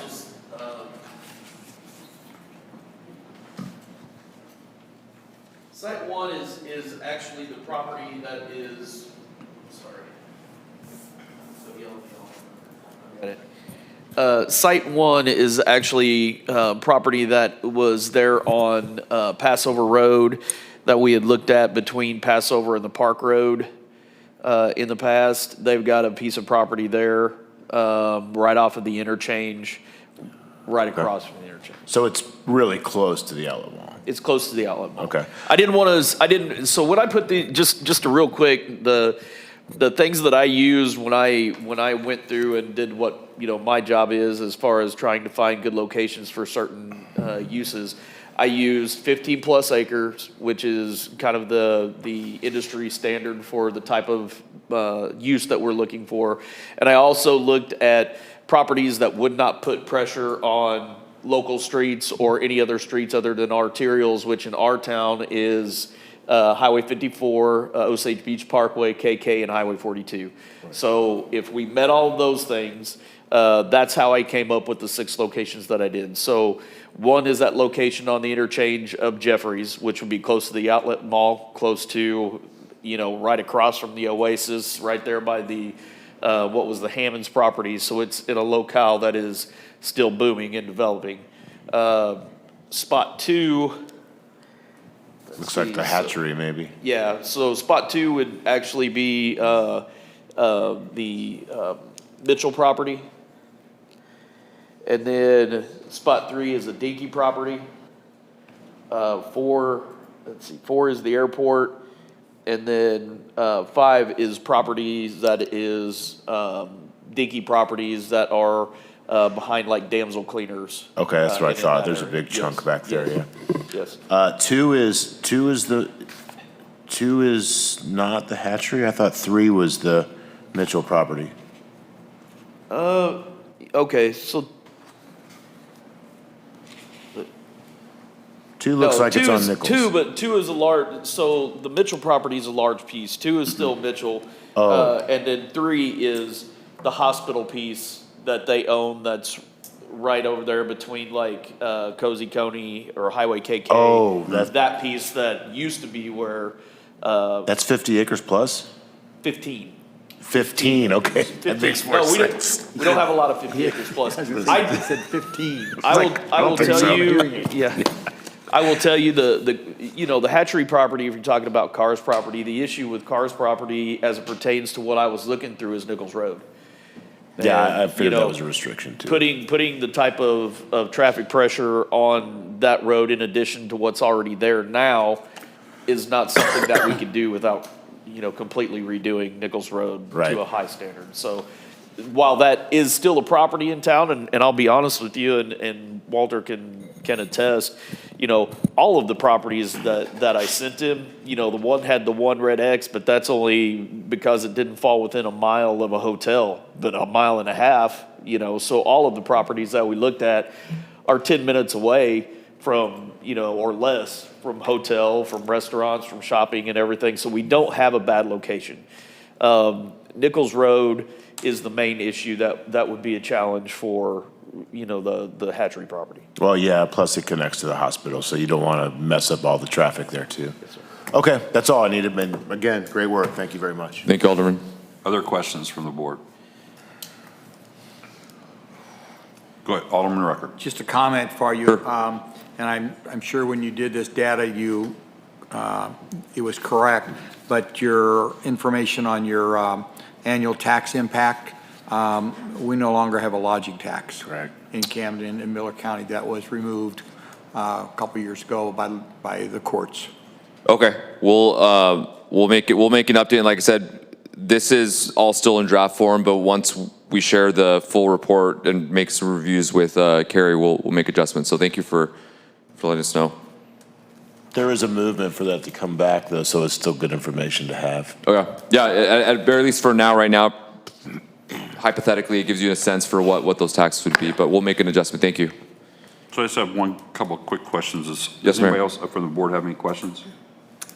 So somebody new to this, although I kind of heard about some of it. Sure. I think, if I remember right, well, let me start with this. These break even if the property and the building's paid for, maybe. Is that a fair statement? So operationally, so the way that we frame, or what we're projecting here for the, I'm doing it on my laptop, but it should be here. For the financial operations, this is before any debt service payments to the building facility, right? So that is correct. So why, kind of when we look at site analysis as well, there's consideration by the community. Is this publicly owned land? Is it private? What are we going to do there? Then also we look at, and this is in the full report, at partnership and funding options. Sometimes there are opportunities where we're starting to see this more often where there is public-private partnerships in developing these, but oftentimes that's usually tied with ancillary development as well, right? So, but yes, to answer your question, that's correct. Okay. And then as I best recall, and this has been a little while, but the estimates were somewhere between 30 and 60 million to build it? Yes. And that was just building costs? That would include land costs. So ultimately, it would depend on various factors by the ultimate finishing and furnishings of the building. You know, so we're not construction cost estimators, so getting a qualified one to based on all that, right? So, but yeah, the range can be on the lower end, 30 million in 2026 dollars, up to much higher than that. The nice thing, and I think we talked about this a little bit the last time for those that were here. So we did a feasibility study for a indoor sports facility in Williamsburg, Virginia. If I had access, I'm happy to share that with you, Carrie, and then you can share with the rest. So that building was $80 million, but it's 12 courts, and it's also in Virginia. But their finish for the actual lobby, so to speak, or the administration side of the building was very nice, brick and mortar. But the actual bay for the sports was just essentially metal siding.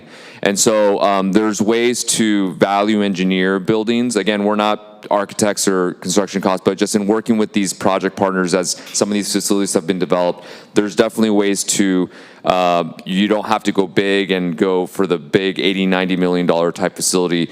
Ultimately, what's going to get someone to come the first time from a tourism standpoint and get them to come back the second and the third time is the experience that they have at the building, but also what's happening in the destination as well.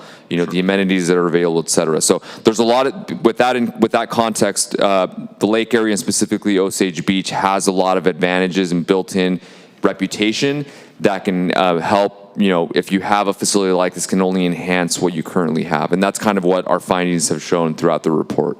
Okay. I just want to say it is a great report. I've seen several thank you. reports that aren't near as clear and concise as your all's report, especially when it comes to the numbers, so I appreciate that. Sure, yeah, and our goal is to be, like I said, because we don't own facilities, we don't operate facilities, we're incentivized to give you a clear, conservative projections, and so that way, whatever decision you decide to do, it's based on the data that we were able to provide, so we're happy to be a resource for you. Great. Any other questions? I'm sorry, Alderman Collins, go ahead. What are next steps? Yeah, so well, once in terms of our report, we're going to send you the full report for the city to review with feedback, et cetera. In terms of next steps at that point, it really just kind of depends on really the appetite that the city has to move forward with something like this. So typically what will happen at that point is if you agree that, okay, we want to see what the feasibility is, or excuse me, if we want to see what this facility would cost from a construction standpoint, that's typically when a city will engage an architecture firm or construction cost company to really get that information out. Also, too, depending if the city decides we realize that there's enough space that we want to look at an ancillary development opportunity, then they'll issue an RFP for a master developer to kind of develop that site. So we've actually done that in helping cities do that in Fort Wayne. We're doing a similar project in Tulare, California, and helping them assess, what the terms would be on the city side, what the terms would be on the master developer side, so that everyone, gets a fair shake and understands, how everyone can benefit from a partnership like that. So, and then from there, again, depending on, we made some recommendations on who we recommend that should operate the facility.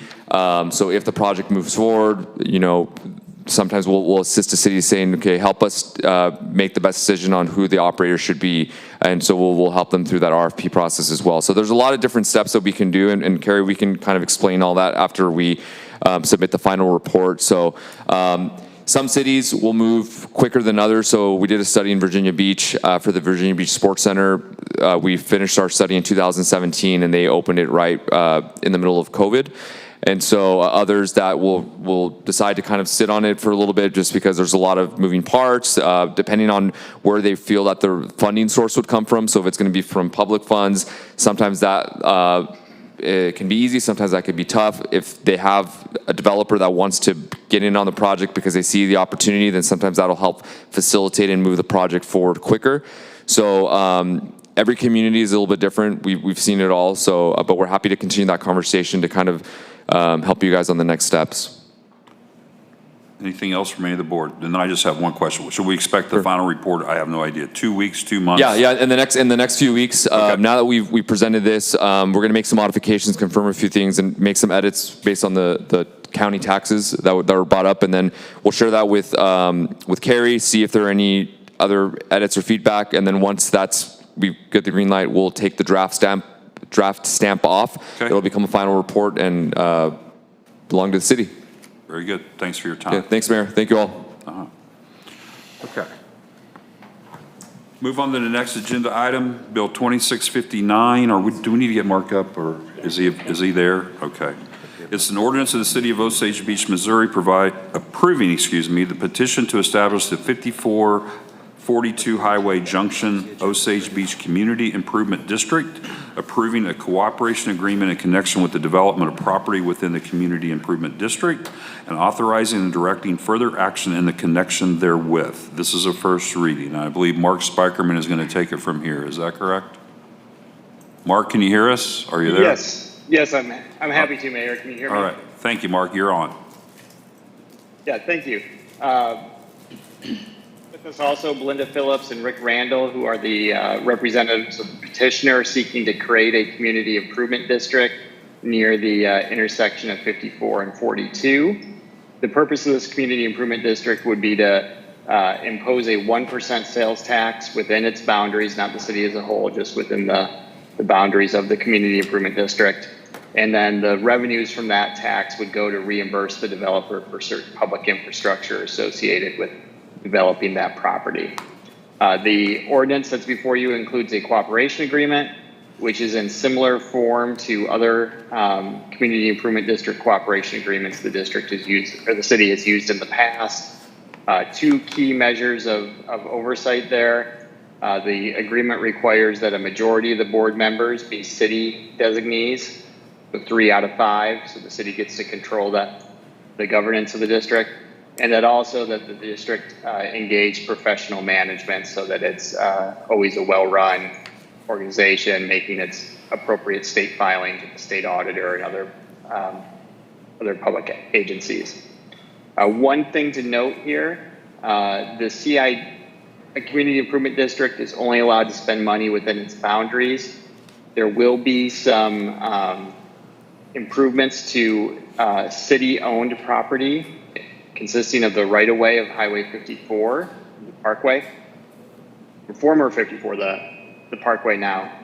And as a result, the city itself would need to sign the petition as a petitioning property owner. In discussions with former city attorney Bradbury and others of the city, our thought was that prior to introduction of the ordinance here, the board might entertain a motion authorizing the mayor to sign the petition on behalf of the city. I'll pause there. I'm happy to answer any questions. Okay. Alderman Hoffman. What businesses are included in this CID? I'm sorry, go ahead, Mark. I was going to turn it over to you, but you should probably introduce yourself before speaking. Oh, I'm sorry. I'm Belinda Phillips, managing partner of the Carl Williams Family Limited Partnership. Carl was my father, so. The current AT&T building, the O'Reilly building that sits next to the AT&T building, and then the under construction Chick-fil-A as of right now. Okay, and just to clarify, inside the CID, they would essentially be taxing themselves, right? Are there any businesses outside of it? What are those the only 3 businesses that get taxed, and that's a self-tax? Am I right about that? Correct. For now, yes. Yeah, there will be additional property that could attract additional businesses in the future, but those would be the 3 known ones now. And have all 3 of these businesses already agreed to be involved in this? Rick?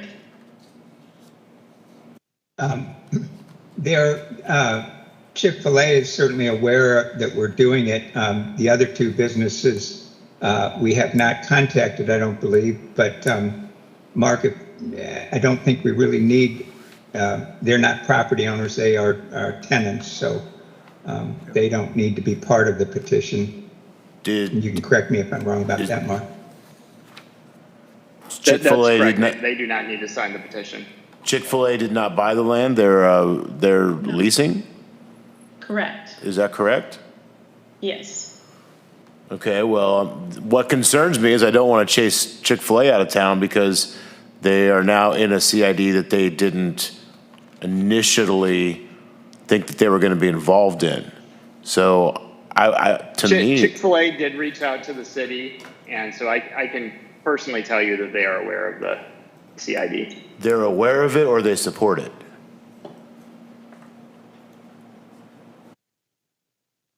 I would probably, and I'll leave it to Ms. Phillips or Mr. Randall, but I'd probably say they're not opposed to it, where they've had opportunity to oppose it and they haven't. So we're just not going to answer this question? Is that what I should take from that? Well, hang on. They haven't given us any definitive position on it other than it's in our lease with them that we have the right to do it.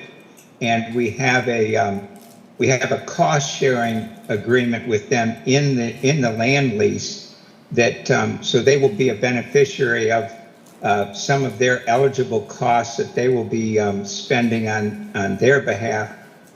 They'll benefit from some of the CID dollars. As we went through this process, we became aware of an awful lot of work that has to happen out on the Parkway in order to facilitate that, and that's what kind of made us, it was really going to be impossible for Belinda to undertake this transaction without the CID help because of that, an awful lot of expense out on the Parkway itself, being driven by MoDOT. Okay, so I don't really see a problem with as long as Chick-fil-A has been notified, they're aware of it, and they haven't come out and publicly said that they are against it, then I guess that's probably good enough. What I am concerned about is whatever businesses are adjacent to you. I don't want them to be forced into a CID they don't want to be part of. That's all I have for now. Okay. Other questions I or might thoughts? just, Go ahead. this is Rick Randall again. I apologize for not introducing myself when I first spoke. You know, when you look to the north of this property, there are other properties. I think there would be no reason to force them into this CID, but I think later discussions with them about maybe forming their own, because a traffic light up there would be to benefit a lot of businesses just north of us. But we don't have any designs to do that, but I do think it would be a point of discussion in the future. Sure, I can see how it would be a benefit for everyone in that, all the way up to probably Starbucks to be involved in the right. CID. I just don't want to open up the can of worms of we're forcing someone to do it. That's all. Okay. We totally understand that. And Alderman Hoffman, I'll just note real quick, there is a public hearing regarding the proposed CID scheduled for June 4th.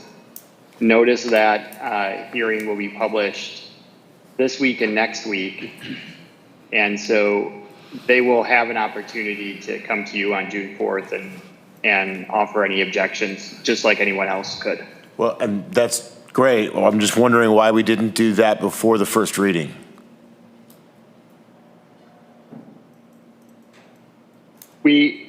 The city has sometimes held public hearings for CIDs at second reading. It's just a means of complying with the statutory notice procedures. Okay. All right. That's all for me. Thank you. Alderman George gets the floor. Just so we're clear, you do own all of this property, and the two that you were talking about that are currently existing are under leases with you. Correct. And in your leases, you do discuss the possibility of CID inside of those as well. I don't believe that there's anything in either lease that talks about that. And Or the negativity of it, I guess you should say. And with that said, I guess what would be the ramifications that you might see if they chose that they did not want to do this, but they're under a lease with you that doesn't have that clause in it? That's a great question. Rick, do you have any thoughts on that? Well,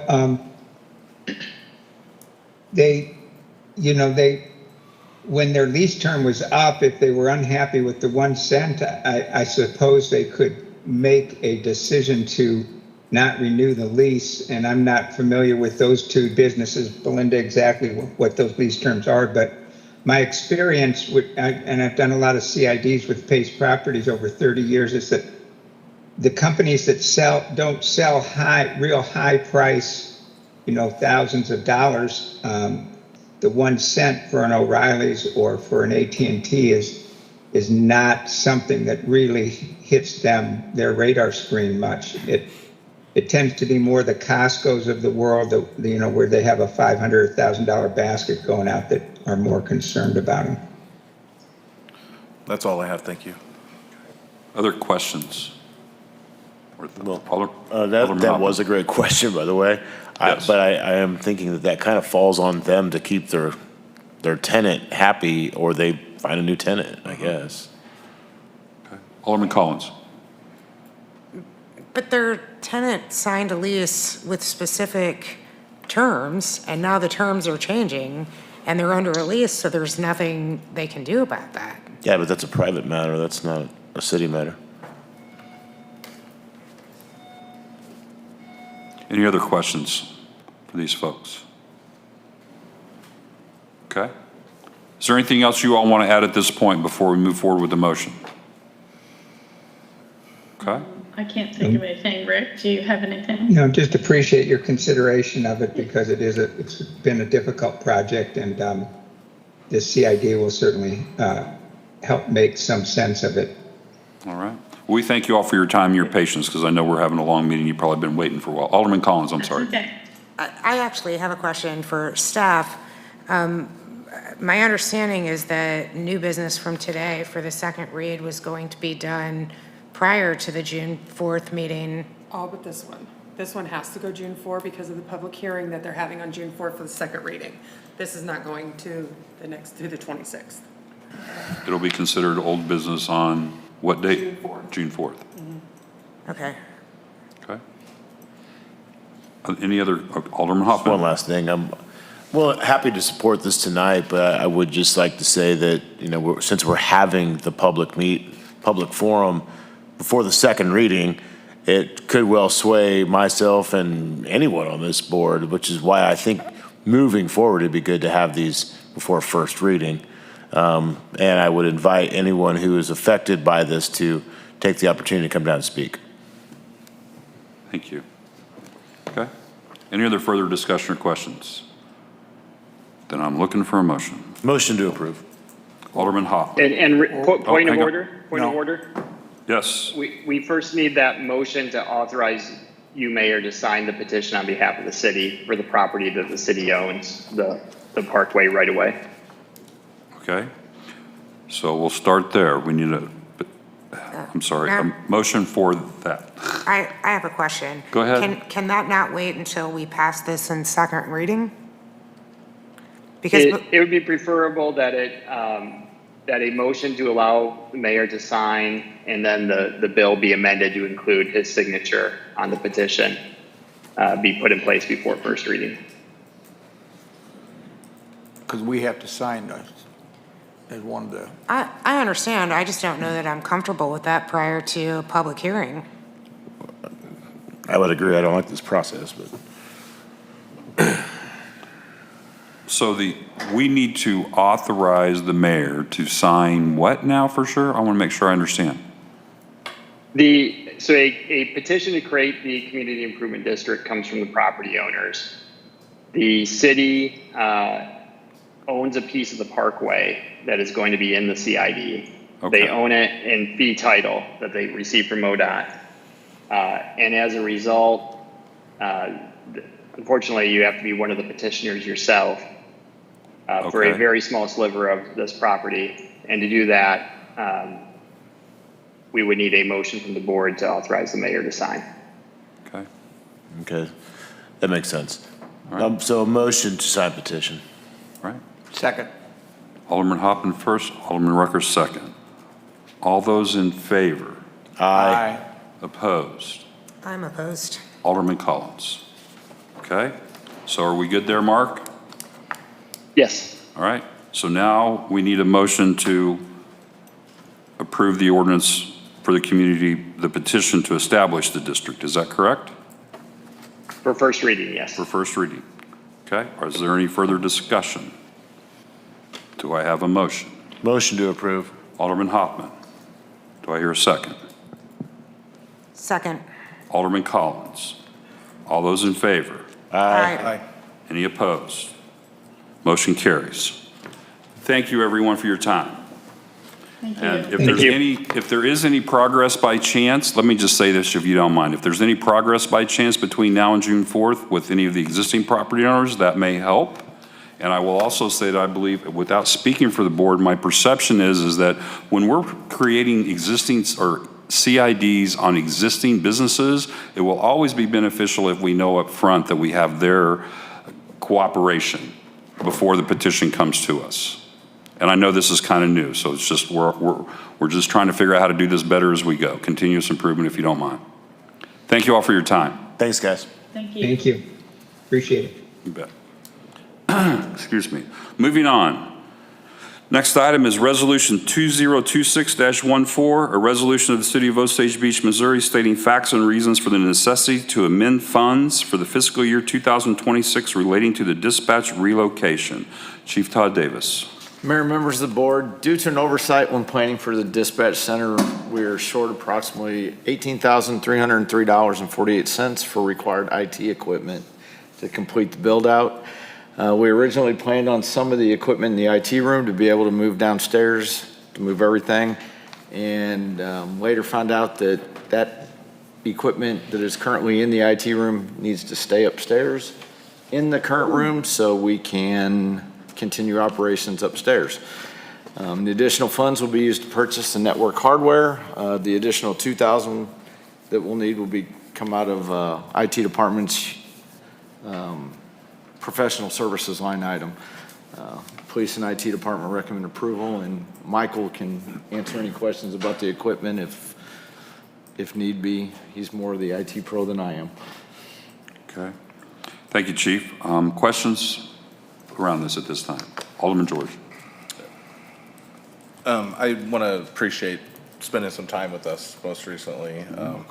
Alderman, myself, and Alderman McKay got to see exactly what is being done down there, and I understand fully what you're needing after the discussion with it, so I have no more questions or anything. Just thank you for spending the time to explain it to me. Appreciate it. Any others? Alderman McKay.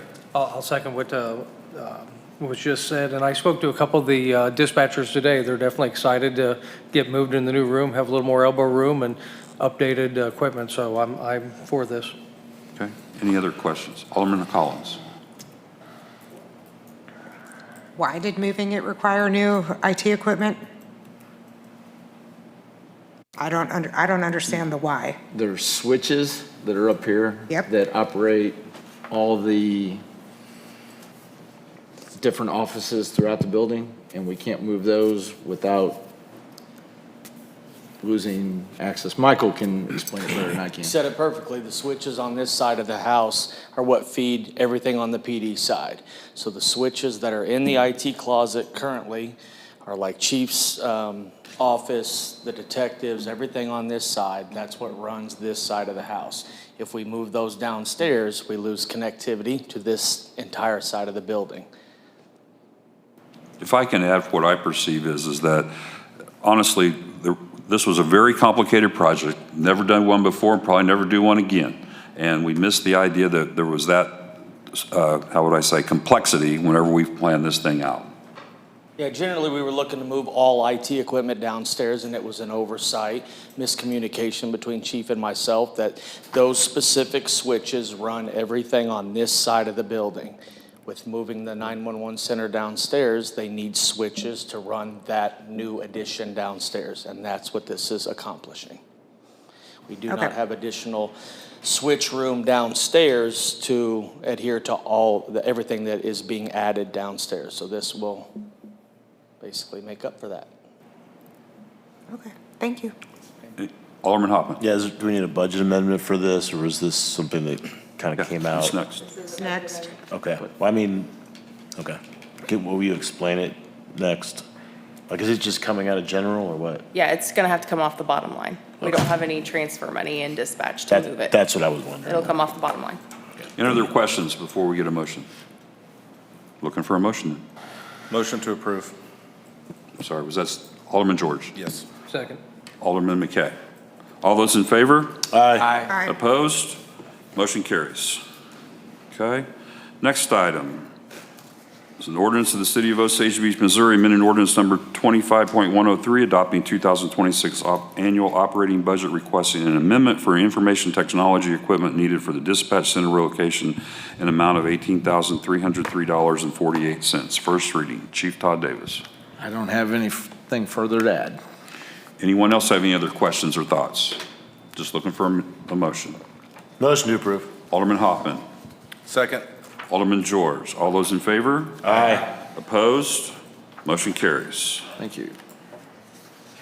Next item, Bill 26-61, an ordinance of the City of Osage Beach, Missouri, authorizing the mayor to sign a contract with Total H2O Solutions for the water and sewer service line replacement in an amount of $479,180 with a 5% contingency fee. This is first and second reading. Jeff Fisher, Public Works Director. Thank you, Mayor. If Mr. Hodges is still here in the room, he might appreciate that he's not the only one. We are recommending not the low bidder in this case as well. Staff is attempting to also present to you the most qualified bidder.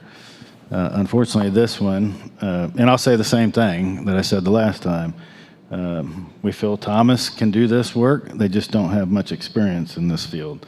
If they're trying to expand their business to include this kind of work, I definitely appreciate that. This is work that needs to be done in a very tight window before we start paving and treating roads, and we felt like H2O was the best, most qualified contractor, and that's our recommendation. And I'll take any questions. Alderman Hoffman.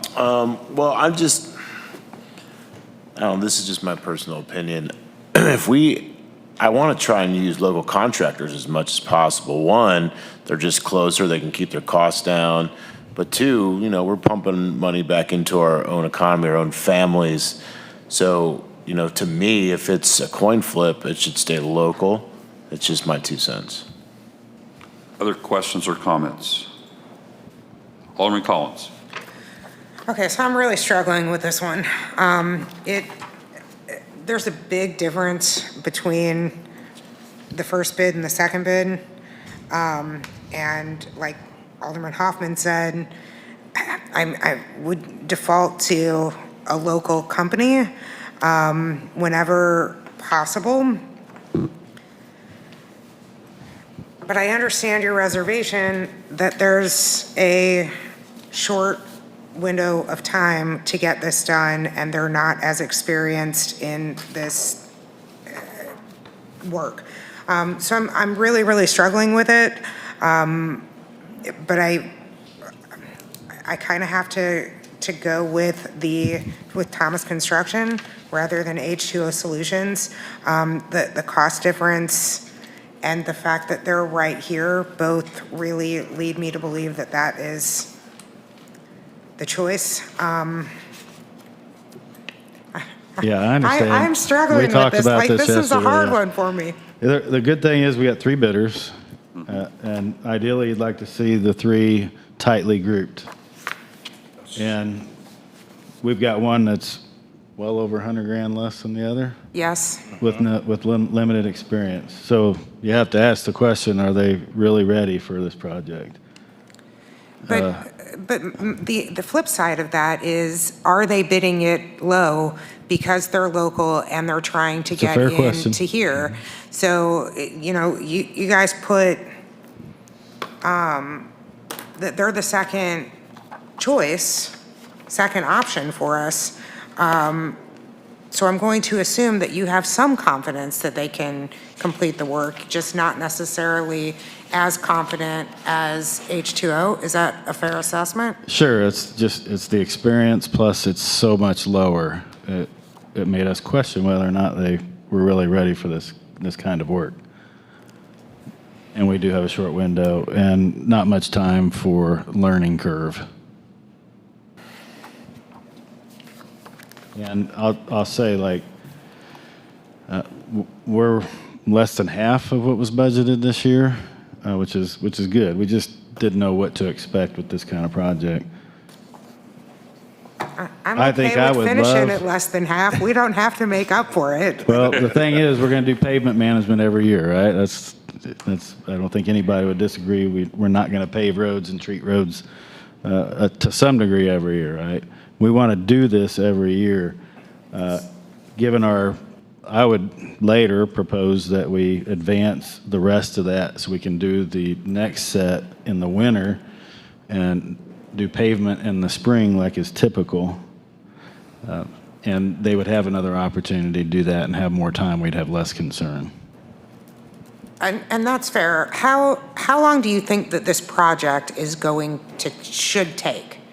How long do you think H2O is going to take to complete the project? Well, they're going to be done by end of August. We believe that's possible. We don't have much breathing room beyond that. Okay, so it's going to take them every bit that long to do it. And they've asked us to accelerate the approval as much as we can. That's why we're asking for 2 reads, because they know it's going to be challenging to get it done by the end of August. I think all the contractors would appreciate that. And then we have other work that we have to do before winter when that is complete on the roads? Yeah, you're going to consider the 2 contracts after this for paving and surface treatment. They're going to be ready to go right after this. Okay, I'm going to support this. I'm going to support you on it. But I would like to see the next one different. Understood. Okay, thank you. Other than Alderman Alderman George, go ahead. The way I understand this, what they're doing is protecting the new infrastructure that we have, correct? With some lining or sleeving, can you basically Yeah, this is an explain what's example actually of happening? asset management. When you hear asset management, this is a good example of it. Nobody likes to see us go out and pave roads or treat roads, and then a year later, the gas is cutting into it or water's cutting into it because they got to replace something that's old. Yes. So let's go through and replace everything that's under there now, sleeve it, and then we can pave later and we're good. We gave gas the same opportunity. They didn't have anything that they were concerned with.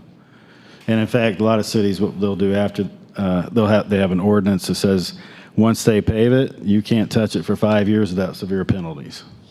That was going to be our next question, because there was discussion about that today, actually, about how a road gets paved and then the guy across the street needs water and then he cuts into it. Right. So I love that you brought that up, and I think as the board, we should definitely do an ordinance along that once it's done. Something to for sure. consider, sure. Absolutely. Thank you. Anything else there? I'm complete. Alderman Hoffman? Well, do we have, the city has used Thomas Construction before for projects, correct? I'm not aware. I know they've done a lot of work around here, but I'm not aware they- of using Thomas. That's surprising because they have been around here for quite some time. I don't know. I personally, I would rather go with them. I think we should give the local guy a shot unless there's a darn good reason to not save $170,000. I don't see it. Okay. Any other comments before we just have a motion and vote it up or down? Go ahead. Alderman McKay. It's easy to sit up here and play Monday morning quarterback type thing. Looking at the numbers, you've done the research between the companies, and you chose that one because of just experience with them and their knowledge and all that over the cheaper bid. Is that? Right, they have experience doing this particular type of work, and they have their operators they're certified in water and wastewater, which is fairly uncommon. I'll give them that, but they have good experience with this. So can I ask two questions before we move forward? One is, did you talk with Thomas about their plan, for lack of a better term, how to execute? And was that fairly thorough? And did you come away with some concerns? Is that Yeah, kind of how Colton, this? our project manager, had those discussions. Mm-hmm. Okay. And secondly, I agree that, excuse me, there's been nothing more frustrating, because there was a time back in 2005 to 2010 where we redid some roads, especially over in the area that I live in, and there was nothing more frustrating to see somebody had a water line failure or something like that and cut the road. And now every time I drive across some ka-thump. And I think it's highly important as we go down, if we're going to spend this kind of money to sleeve the original ones, that any future ones should be part of the development cost for adding new housing on the wrong side of the road, for lack of a better term. Not that we're going to consider that tonight, but we're going to work on it, okay? All right, Alderman Hoffman. Oh, I mean, just one last thing. I don't doubt Jeff's knowledge on this. I just look at it as a $170,000 gamble on a local company with a good reputation is worth it to me. Okay, so entertain a motion. Motion to approve. Alderman Rucker, do I hear a second? Second. Alderman Collins. Let's have a roll call, please, on this one too. Both of them. Alderman George? No. Alderman Collins? Yes. Alderman McKay? No. Alderman Rucker? Yes. Alderman Hoffman? No. Motion fails. Fails. Okay. Do we want to, can we discuss now an amended motion, or is it too late? That ordinance died. They're going to have to bring back another ordinance. And we are under a time restraint. We've just, Alderman Rucker.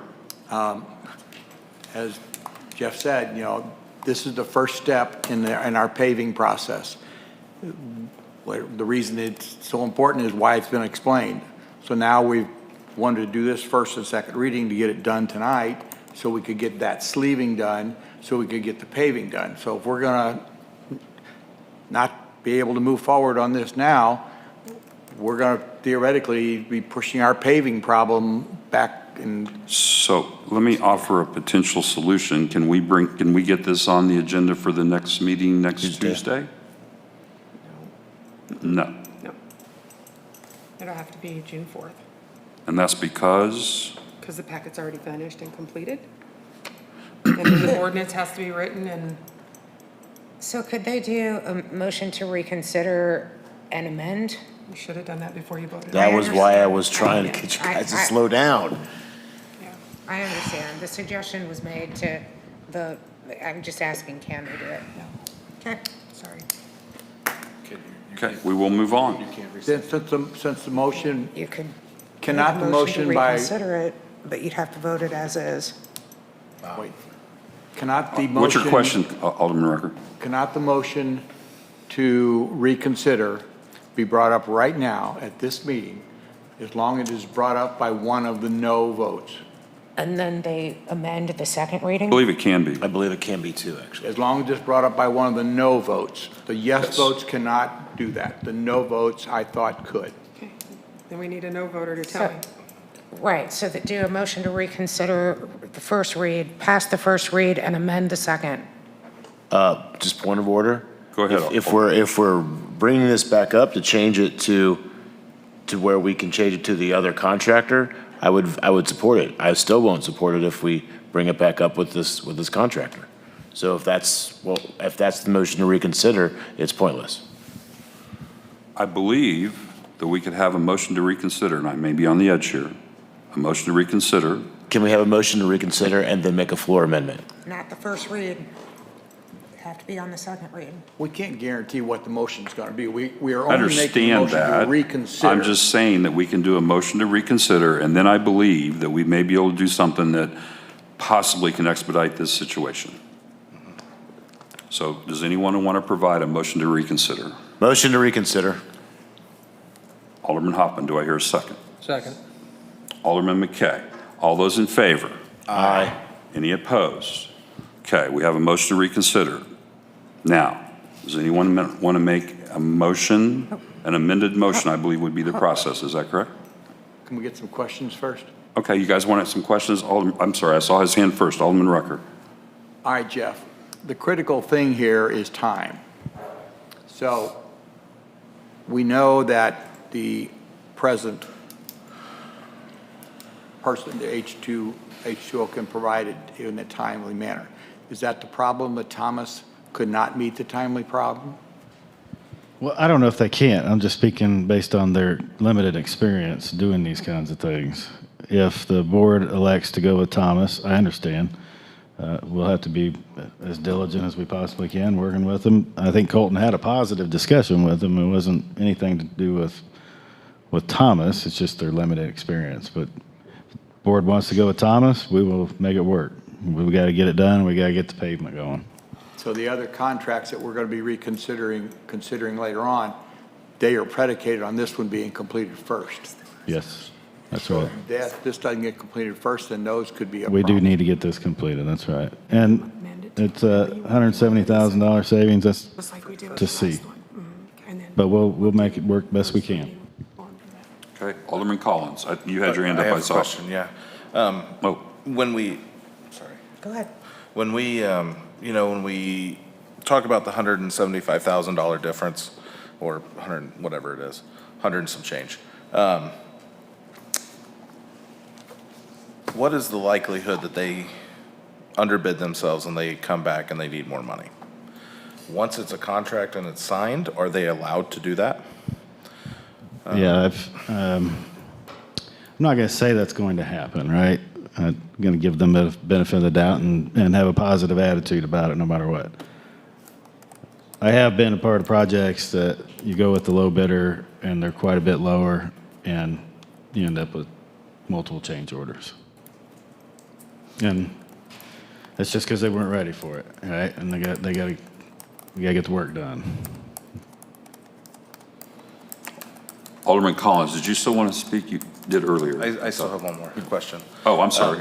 Thought you were done. So the H2O service team, coming out of West Plains, what I noticed where they come from, is doing this project, does it require a lot of staff in order to do this? And the reason I'm asking is because, like Alderman Hoffman had mentioned, we have all the local guys here. They're not having to worry about hotels, things like that.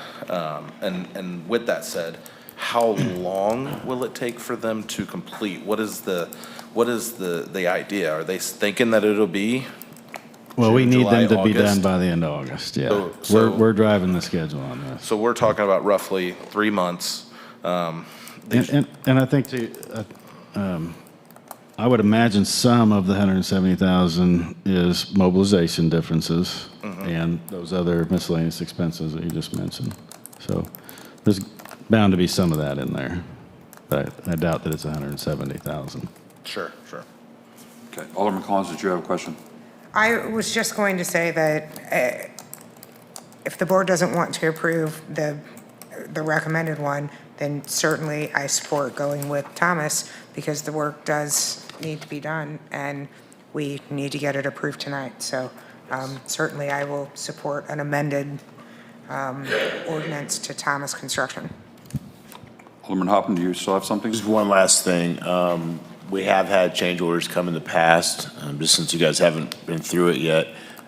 They are fairly rare, and it does not put the bidder in a good light, so they're risking not ever getting a contract with us again. Thank you.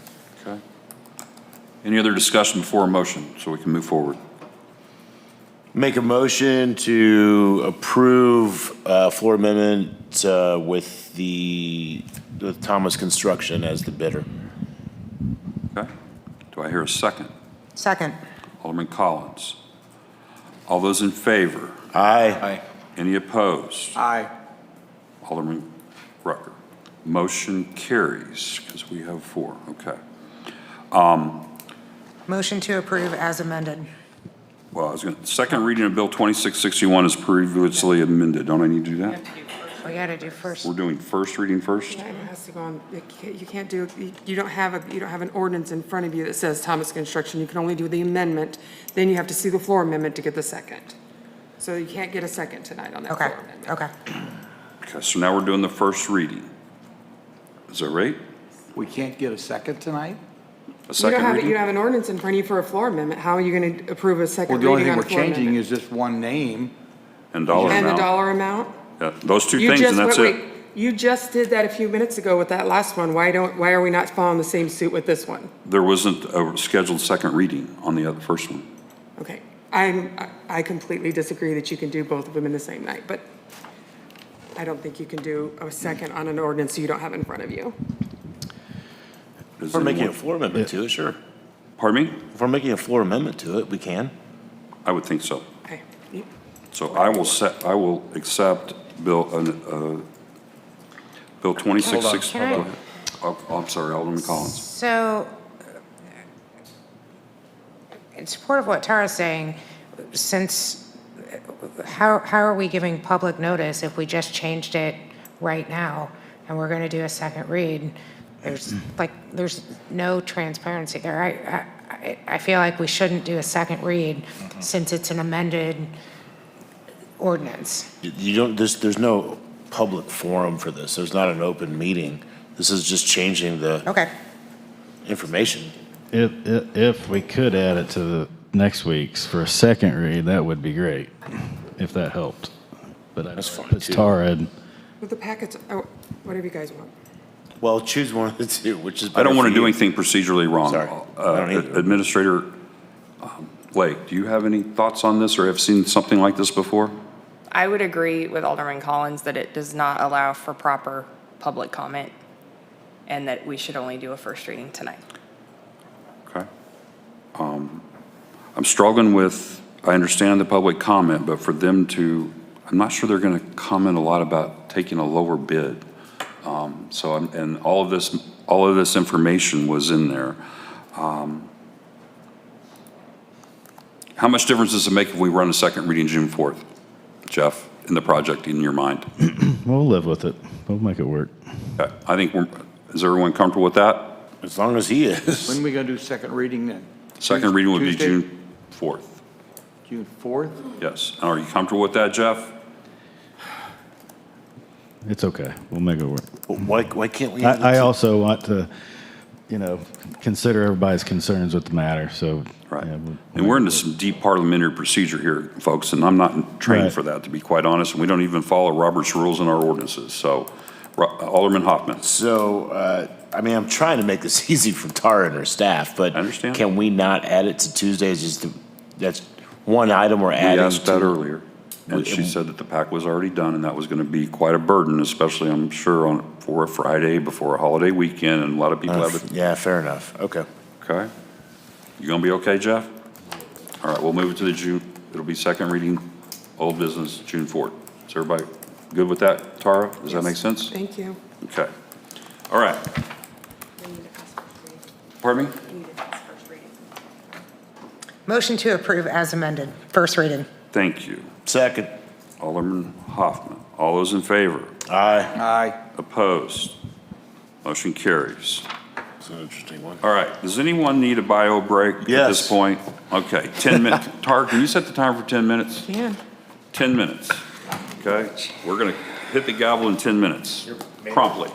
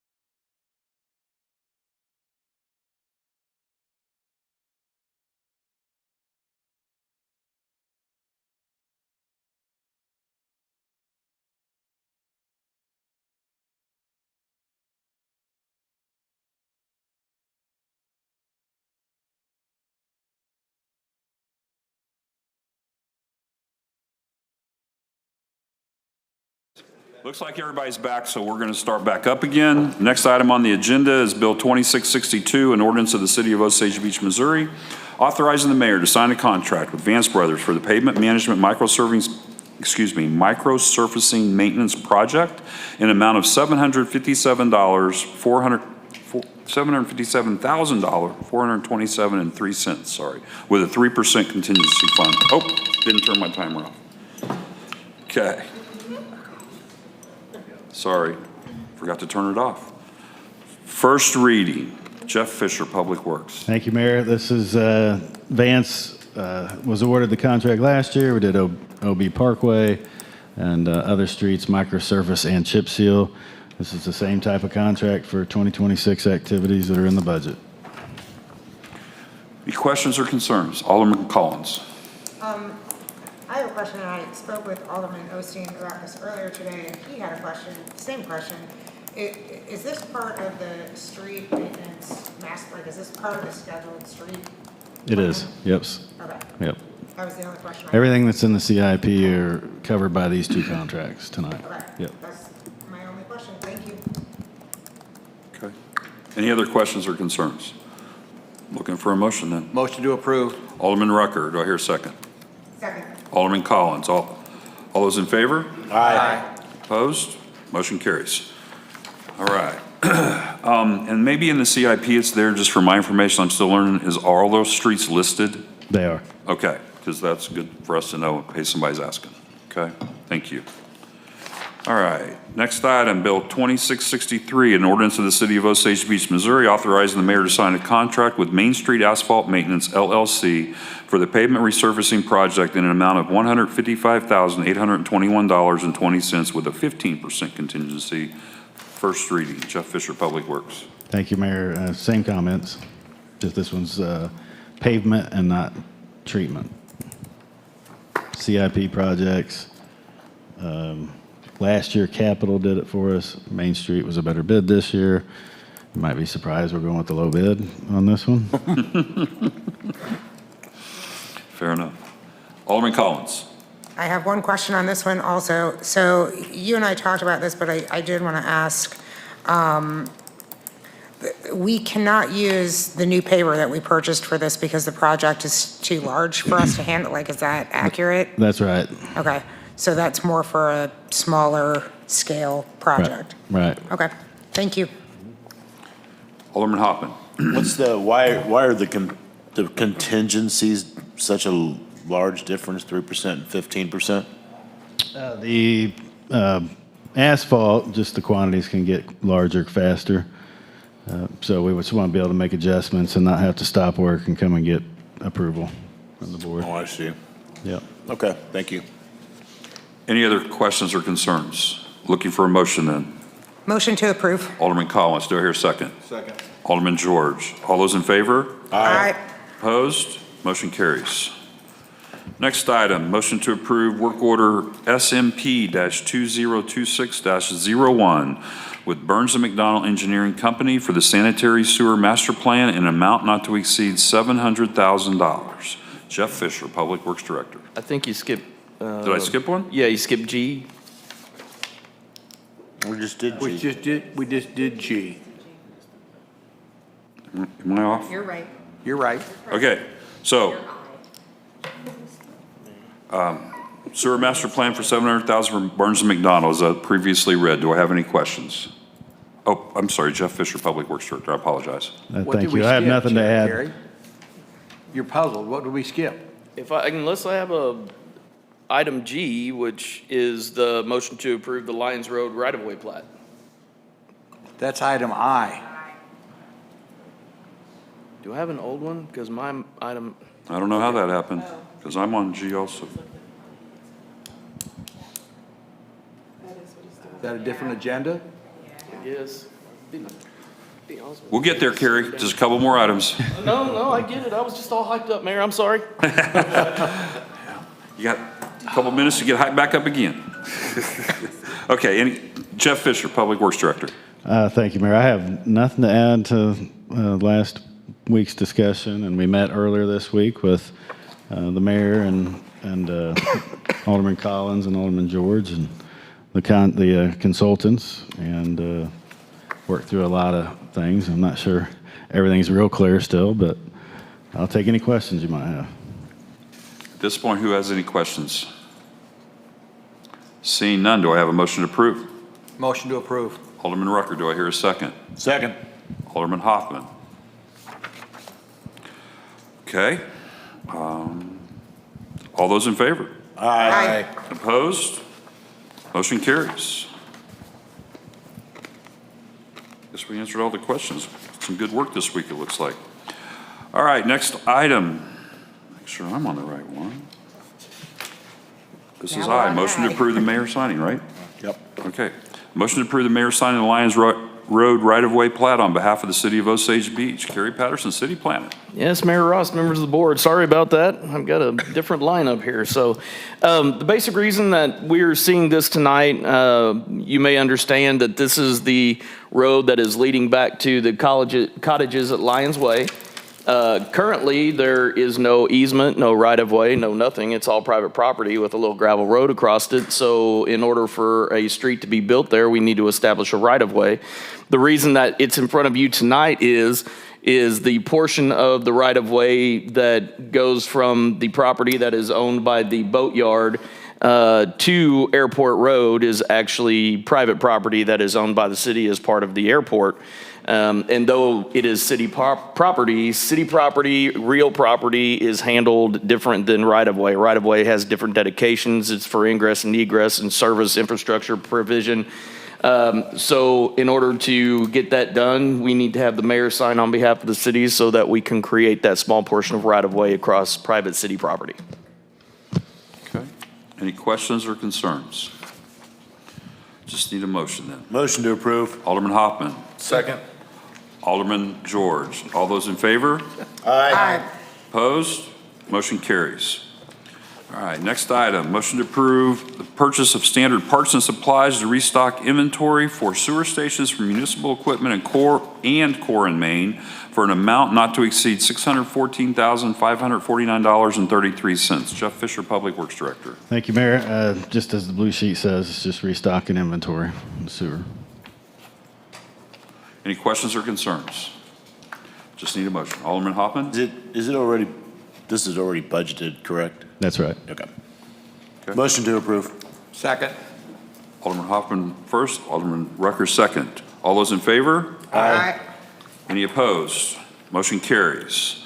Next item, and we're now into the final run here. Motion to reappoint a member to the Board of Appeals by myself, Mayor Ross. This is for Kevin Carter to be reappointed to the Board of Appeals for a 5-year term to expire on 6/31. Is there any questions? Alderman Hoffman. Are they all 5 years? Board of Appeals are. Is that right, Ron? That's right. Yes, I believe they're all 5 years. Those are 5 years. Each board will That have- that board rarely meets. Yeah.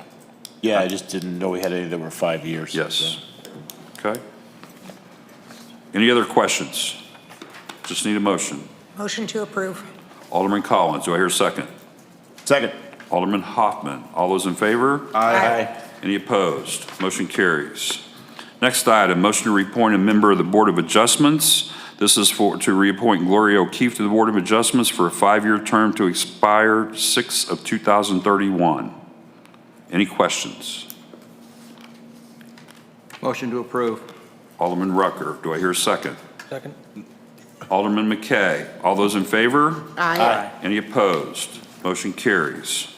Next item, motion to reappoint 2 members and appoint 1 new member to the Planning and Zoning Commission by Mayor Ross. I'd like to reappoint Luke Hagedorn and Angie Schuster to the Planning and Zoning Commission for 4-year terms to expire June of 2030, and appoint 1 new member, Phyllis Morose, to the Planning and Zoning Commission for a 4-year term to also expire on June of 2030. Are there any questions? Aye. Alderman Collins. It does say McKay, but it was. There was a mistake. Yep. Okay. Luke Hagedorn is currently on there, and that should have been the name that was on there. Okay, so this is for Luke Hagedorn and Angie Schuster to be reappointed, and for Phyllis Morose to be appointed. Motion to approve. That was Alderman George, I believe, right? Yes. Okay. Second. Alderman Collins. All those in favor? Aye. Any opposed? Motion carries. Next item, motion by motion by a board member to appoint a board member to the Planning and Zoning Commission. I just want to say that this is a little different than how we've done. As we read the ordinances, it was the pleasure of the board if they want to put someone on the Planning and Zoning Commission. So at the end of the day, it's all up to you to have the discussion, and then we can take the motion. Alderman Rucker. Motion to appoint Justin Hoffman for a one-year term. Does there anybody has any discussion first? Seeing none, do I hear a second? Second. Alderman McKay on this one. All those in favor? Aye. Any opposed? Motion carries. Thank you. Next one is motion to appoint a board member to the Liquor Control Board. I would like to appoint Alderman Bill McKay to the Liquor Control Board for one-year term to expire in June of 2027. Are there any questions? Seeing none, do I have a motion? Motion to approve. Alderman George. Second. By Alderman Hoffman. All those in favor? Aye. Any opposed? Motion carries. Okay, staff communications, and we're going to try to get this right this time. We're going to start with Chief Todd Davis down on the end. Just today, we had, some of you may see some of the officers and one of the Special Olympic athletes. They did the Lake of the Ozarks leg of the law enforcement torch run. They left here and come back to here this morning, so that's what that was this morning, and just want everybody to have a safe and happy Memorial Day weekend. Thank you, Chief. City Clerk, Tara Barrett. Let's see, did everybody was confirmed for the strategic planning will be on July 8th at 9 o'clock? We got everybody in? That's all I have. We'll get you guys on an agenda and some materials later, I guess. Thanks. Okay. Alderman Hoffman? Are we doing that on location or? Right in here. Mm-hmm. I didn't see any feedback to do it anywhere else, so we're just going to plan on doing it here. Just making sure. I'll get snacks and lunch. Tacos. Huh? Did we have tacos last year? Chocolate? You want chocolate? Yeah. No. Tacos. Didn't we have tacos last year? Yes, but I had a request for chicken wings too. So I'm trying to figure out the budget right now, see what we can do. Whatever. We might do Keep cold holding cuts. If you keep holding this up, you're not going to get what you want, okay? Exactly. Let us go. I'll get snacks too, but no popcorn. City Administrator Devin Lake. Thank you, Mayor, members of the board. April had passed on a sheet some of you received. She's picked them up from some of you. It's an SS4A thing. We got some not great news today from FHWA that they have not approved our amendment to that grant. And so we cannot expend any funds after May 31st until FHWA has approved that amendment. And so this open house was scheduled for June 2nd. And so we do not want to risk losing the grant. So we will not be doing that event until FHWA has approved for us to continue. And then my only other thing was we've had a really great orientation with Alderman George and Alderman McKay and Mayor Ross. We completed our orientation today going over the budget, and Alderman Rucker has joined us as well. So I appreciate you guys taking the time to spend with us. Old dog learned new tricks. Okay. Assistant City Administrator April White. Thank you, Mayor, members of the board. It is Public Works Week, and on a week when we should be honoring them, they chose to feed all of us. So I don't know if everyone was able to make it over there, but that was delicious.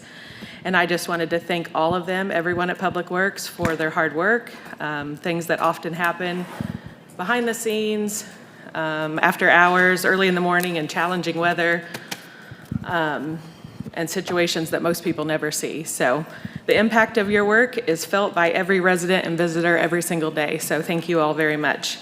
And then wanted to let the board know that the implementation has started on our new budget software. And I wanted to thank Torrin Schertz, our accounting specialist, for all he's doing. He's taking the lead on that, and he's doing a great job. So we're really excited to kick that off. That's all I have. Thank you, April. Building Official Ron White.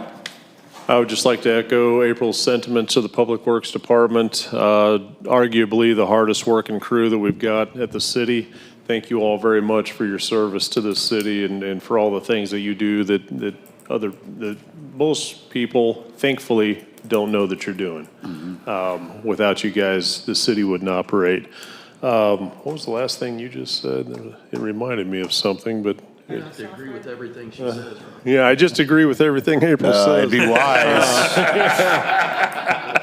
It's a good matter of practice, isn't it? Oh, yeah, that did. Thank you. That triggered it. Carrie Bell's not here, so I do want to mention that the auditors were here yesterday, and I didn't hear anybody crying. I think everything went really well. Torrin knocked it out of the park and even had a smile on his face at the end of the day. So shout out to Torrin Church for his involvement with that. Great. Human Resource Director, Madeline Moon. Thank you, mayor and members of the board. Torrin was just crying very softly in Carrie Bell's absence. We all missed her. By board direction, we are reporting on staffing levels. We figured it'd be more concise for me to do that on behalf of everybody. So currently, we are down 11 full-time positions and 3 seasonals. So breaking it down by city administration side, we are seeking public information officer, marketing development director, and a city attorney, as well as an IT support specialist. For emergency services, we are still down 2 dispatchers. For parks, we are seeking 2 seasonal technicians and 1 seasonal technician for airport as well. And for public works, we're down 2 sewer technicians, a sewer crew leader, as well as a water technician and a transportation technician. So if there is any interest out there for those positions, that is out on our city website. Other than that, we have safety picnic coming up for staff on June 11th next month, celebrating National Safety Month. Making sure we're all acknowledging that we're functioning safely so we can get home to our families every day. And that's all I have. Thank you. Thank you, Maddie. Eric Gregory, Parks Manager. Sir, thanks. Alderman. If the weather cooperates, I believe that the paving of Hatchery Road, the lakefront property, has been rescheduled till next week. Is that accurate? I believe so. Okay. We're all excited about that. Thanks in advance, as always, to the Public Works Department, echoing everything that's been said. They help the Parks team out all the time. And we truly appreciate it. The board, I did send an email out today, if you all saw it, concerning the 4th of July event. I hope I provided enough information in it. I won't go into detail. It has an overview of everything, starting with the parade at 10 a.m. and then festivities at City Park starting at 3 o'clock. I'm happy to announce that we have a grand marshal for our parade. Phyllis Morose has agreed to do that. That's wonderful. So we're all excited about that, and I think she's done a great job. I think she's practicing her waving. So playground at Phoenix Park is nearing completion. We're waiting on some safety parts, hopefully installed next week. And Parks team is going to pour an ADA parking lot sidewalk. Then hopefully by mid-June, we can officially open it. So we're excited about that. Hatchery Ridge Trail is complete. Final touches, bulletin boards, trailheads going into place, trail markers.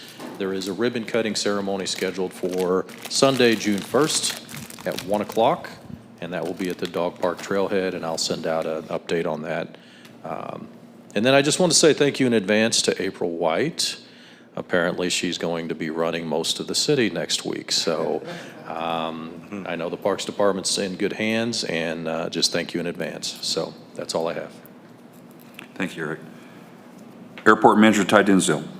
Thank you. Just no updates from the airport department, but wishing everybody safe travels who's going to be traveling this weekend. Be careful. All right, thank you, Ty. Public Works Director Jeff Fisher. I just want to thank you for all the compliments about the Public Works team, and we appreciate all that could join us yesterday. It was much appreciated. We enjoyed it. Thank you. Thank you. City Planner Kerry Patterson. Yeah, well, go Public Works. I am excited to have and appreciate the board reappointing Miss Gloria O'Keefe back to the BZA. She is an institution and one of my favorite human beings around. Glad to have Luke and Angie back, but I don't know about those other two. Okay. One other thing, I want to thank the board for allowing me to go home and making my son one of the happiest people on the planet with the approval of the 3rd season of Ozark Law, because he is a huge fan and probably the only time he ever cares what's on the agenda. That's all I have, Mayor. Thank you. Okay. We'll start down there. Alderman George. First and foremost, Devin Lake and April White, thank you guys very much for the orientation. It was huge being able to meet everybody chief and really kind of get to see the inner workings firsthand. You know, you have a perception when you come in to hear what you think it is, and then when you get in there, you know, it's very eye-opening, and it is a pretty well-oiled machine. I congratulate all of you guys and your teams that you have. It's awe-inspiring. Public Works, your appreciation lunch was awesome. I forget your name. Hannah made the best no-bake cookies. So it was pretty phenomenal. And I'm very upset that I was not the one that took the leftovers, just because I have learned that happened and it wasn't me. So, but that was a very good lunch. It was neat getting to just kind of hang out with everybody and do that. I want to also thank Alderman Rucker. I got to have my first sewer joint commission, and you know, you're going to be missed over there. You did a lot, and it was very evident when I was there that I have some big shoes to fill. So thank you for everything that you did pass over to me. It was a wealth of knowledge, so I do appreciate that. And then last but not least, like the chief had said, the torch run was today. That kind of holds a special place in my heart. Most of you guys know that I'm a Shriner, and so we are always giving to disadvantaged children, and the Special Olympics are something that's huge for us. So I really do admire Pete Leyva and everybody else that really held that together, and it was really cool to see today. Thank you. Thank you. Alderman Collins. Yeah, so the Public Works barbecue yesterday was fantastic. The food was all really good. But most importantly, I just want to say thank you to the entire Public Works Department for all of the work that you do. Next, to say the last couple of weeks for the city have been challenging would be an understatement. So I really just want to take a second to thank and commend our staff for the poise and professionalism that you've shown, well, all the time, but in the past few days in particular. I spoke with Alderman Osteen earlier today, and while he couldn't be here tonight, he is still very actively engaged. I also want to say that I have the utmost confidence in our justice system, and I encourage everyone to trust the process and give it the time that it takes to play out in the way it should. I hope I'm not overstepping by saying that myself, the mayor, and all of the other board members are available at any time to answer any questions and do our best to help minimize any disruption to our residents while this process works through itself. And then lastly, I'd like to wish everybody a happy Memorial Day. The rain forecast looks better, and it should be a great weekend at the lake. Between boating and barbecue, please take a moment to remember the reason that we have a 3-day weekend, and remember all of those who've given their lives so that we could all be here and celebrate. Freedom definitely is not free. And that's all I got. Thank you, Alderman Collins. Alderman Hoffman. First, I'd like to echo and support everything that Alderman Collins just said in reference to Alderman Osteen. I wish him the best. Public Works was awesome. I really like the cheeseburgers, the vegetable salad. I'm not sure what exactly you call that, Stevie, but that was great. But yeah, the gold star went to the cookies. I had to force myself away from those. So, but it was just great to get over there and just break bread and have conversations. So it was a really great event, and I appreciate you for including us. And lastly, I want to congratulate former Alderman Morose and Angie Schuster for being back on P&Z. I'm looking forward to working with you guys. I'm not sure I'm looking forward to working with Mr. Patterson after his comments, but Phyllis, I just want to say personally, you know, it says a lot about your character to continue your service and find another avenue because you have a wealth of knowledge, and I'm very much looking forward to working with you. And everyone be safe. It's kind of rookie weekends. Everyone be safe out there. All right. Alderman McKay. I think Justin stole my notes a little bit, but the Public Works Luncheon, I enjoyed meeting a lot of the employees and just actually sitting down, having some conversations. What do you do? How long you doing it? What do you like about what you do? It's important to me just to get to know everybody better. The staff, department heads, all that, I've been super impressed with everybody I've met. And you can tell the dedications they put into their job, their heart into the city and everything they're doing. Angie and Phyllis, again, stay involved. It's great to see you guys. Appreciate that. Officer Pete and the torch run today, what an ambassador to the city. I mean, everywhere he goes, everything he does, that guy is top notch. But he will write you a ticket, so don't speed. That's true. That's all I got. Thank you, Alderman Rucker. Yes, a couple things. First of all, I did have opportunity to sit in through the orientation with the two new aldermen, which gave me opportunity to pick up some things as well. Old dog can always learn new tricks, but it also made me realize, or helped me realize, the involvement that both of you have, the interest, the very good questions, and so it showed me your willingness to jump in and go feet first. Also, Alderman George and I have had some differences already, and that's okay too. That's healthy, and so that's good to have that. And so I enjoyed that. I want to apologize to Public Works. And the short and sweet of it is I was unable to attend the barbecue because my heart wasn't in it. And I don't mean that way, but it decides it wants to beat strangely once in a while here lately. So we're working through that, and I had a little situation, so I had to stay home, cool, calm, and anyway, but we're working through that. But I really missed it because I do know you guys do an awful lot. I had opportunity to interact with transportation as I had to come down our hill, and the guys in the backhoe had to get out of the way so we could come down. And then my daughter-in-law could come down and bring our granddaughter us so we could babysit for her. And then she had to go back up the hill, and I apologized, and they're like, no, don't worry. Like, that'd be a pain, but anyway, so that's just the Public Works folks. I know you guys work hard, and interacting with you guys, you're always very cordial and show a good face to the city. Other than that, have a good, safe weekend. Thank you, Alderman Rucker.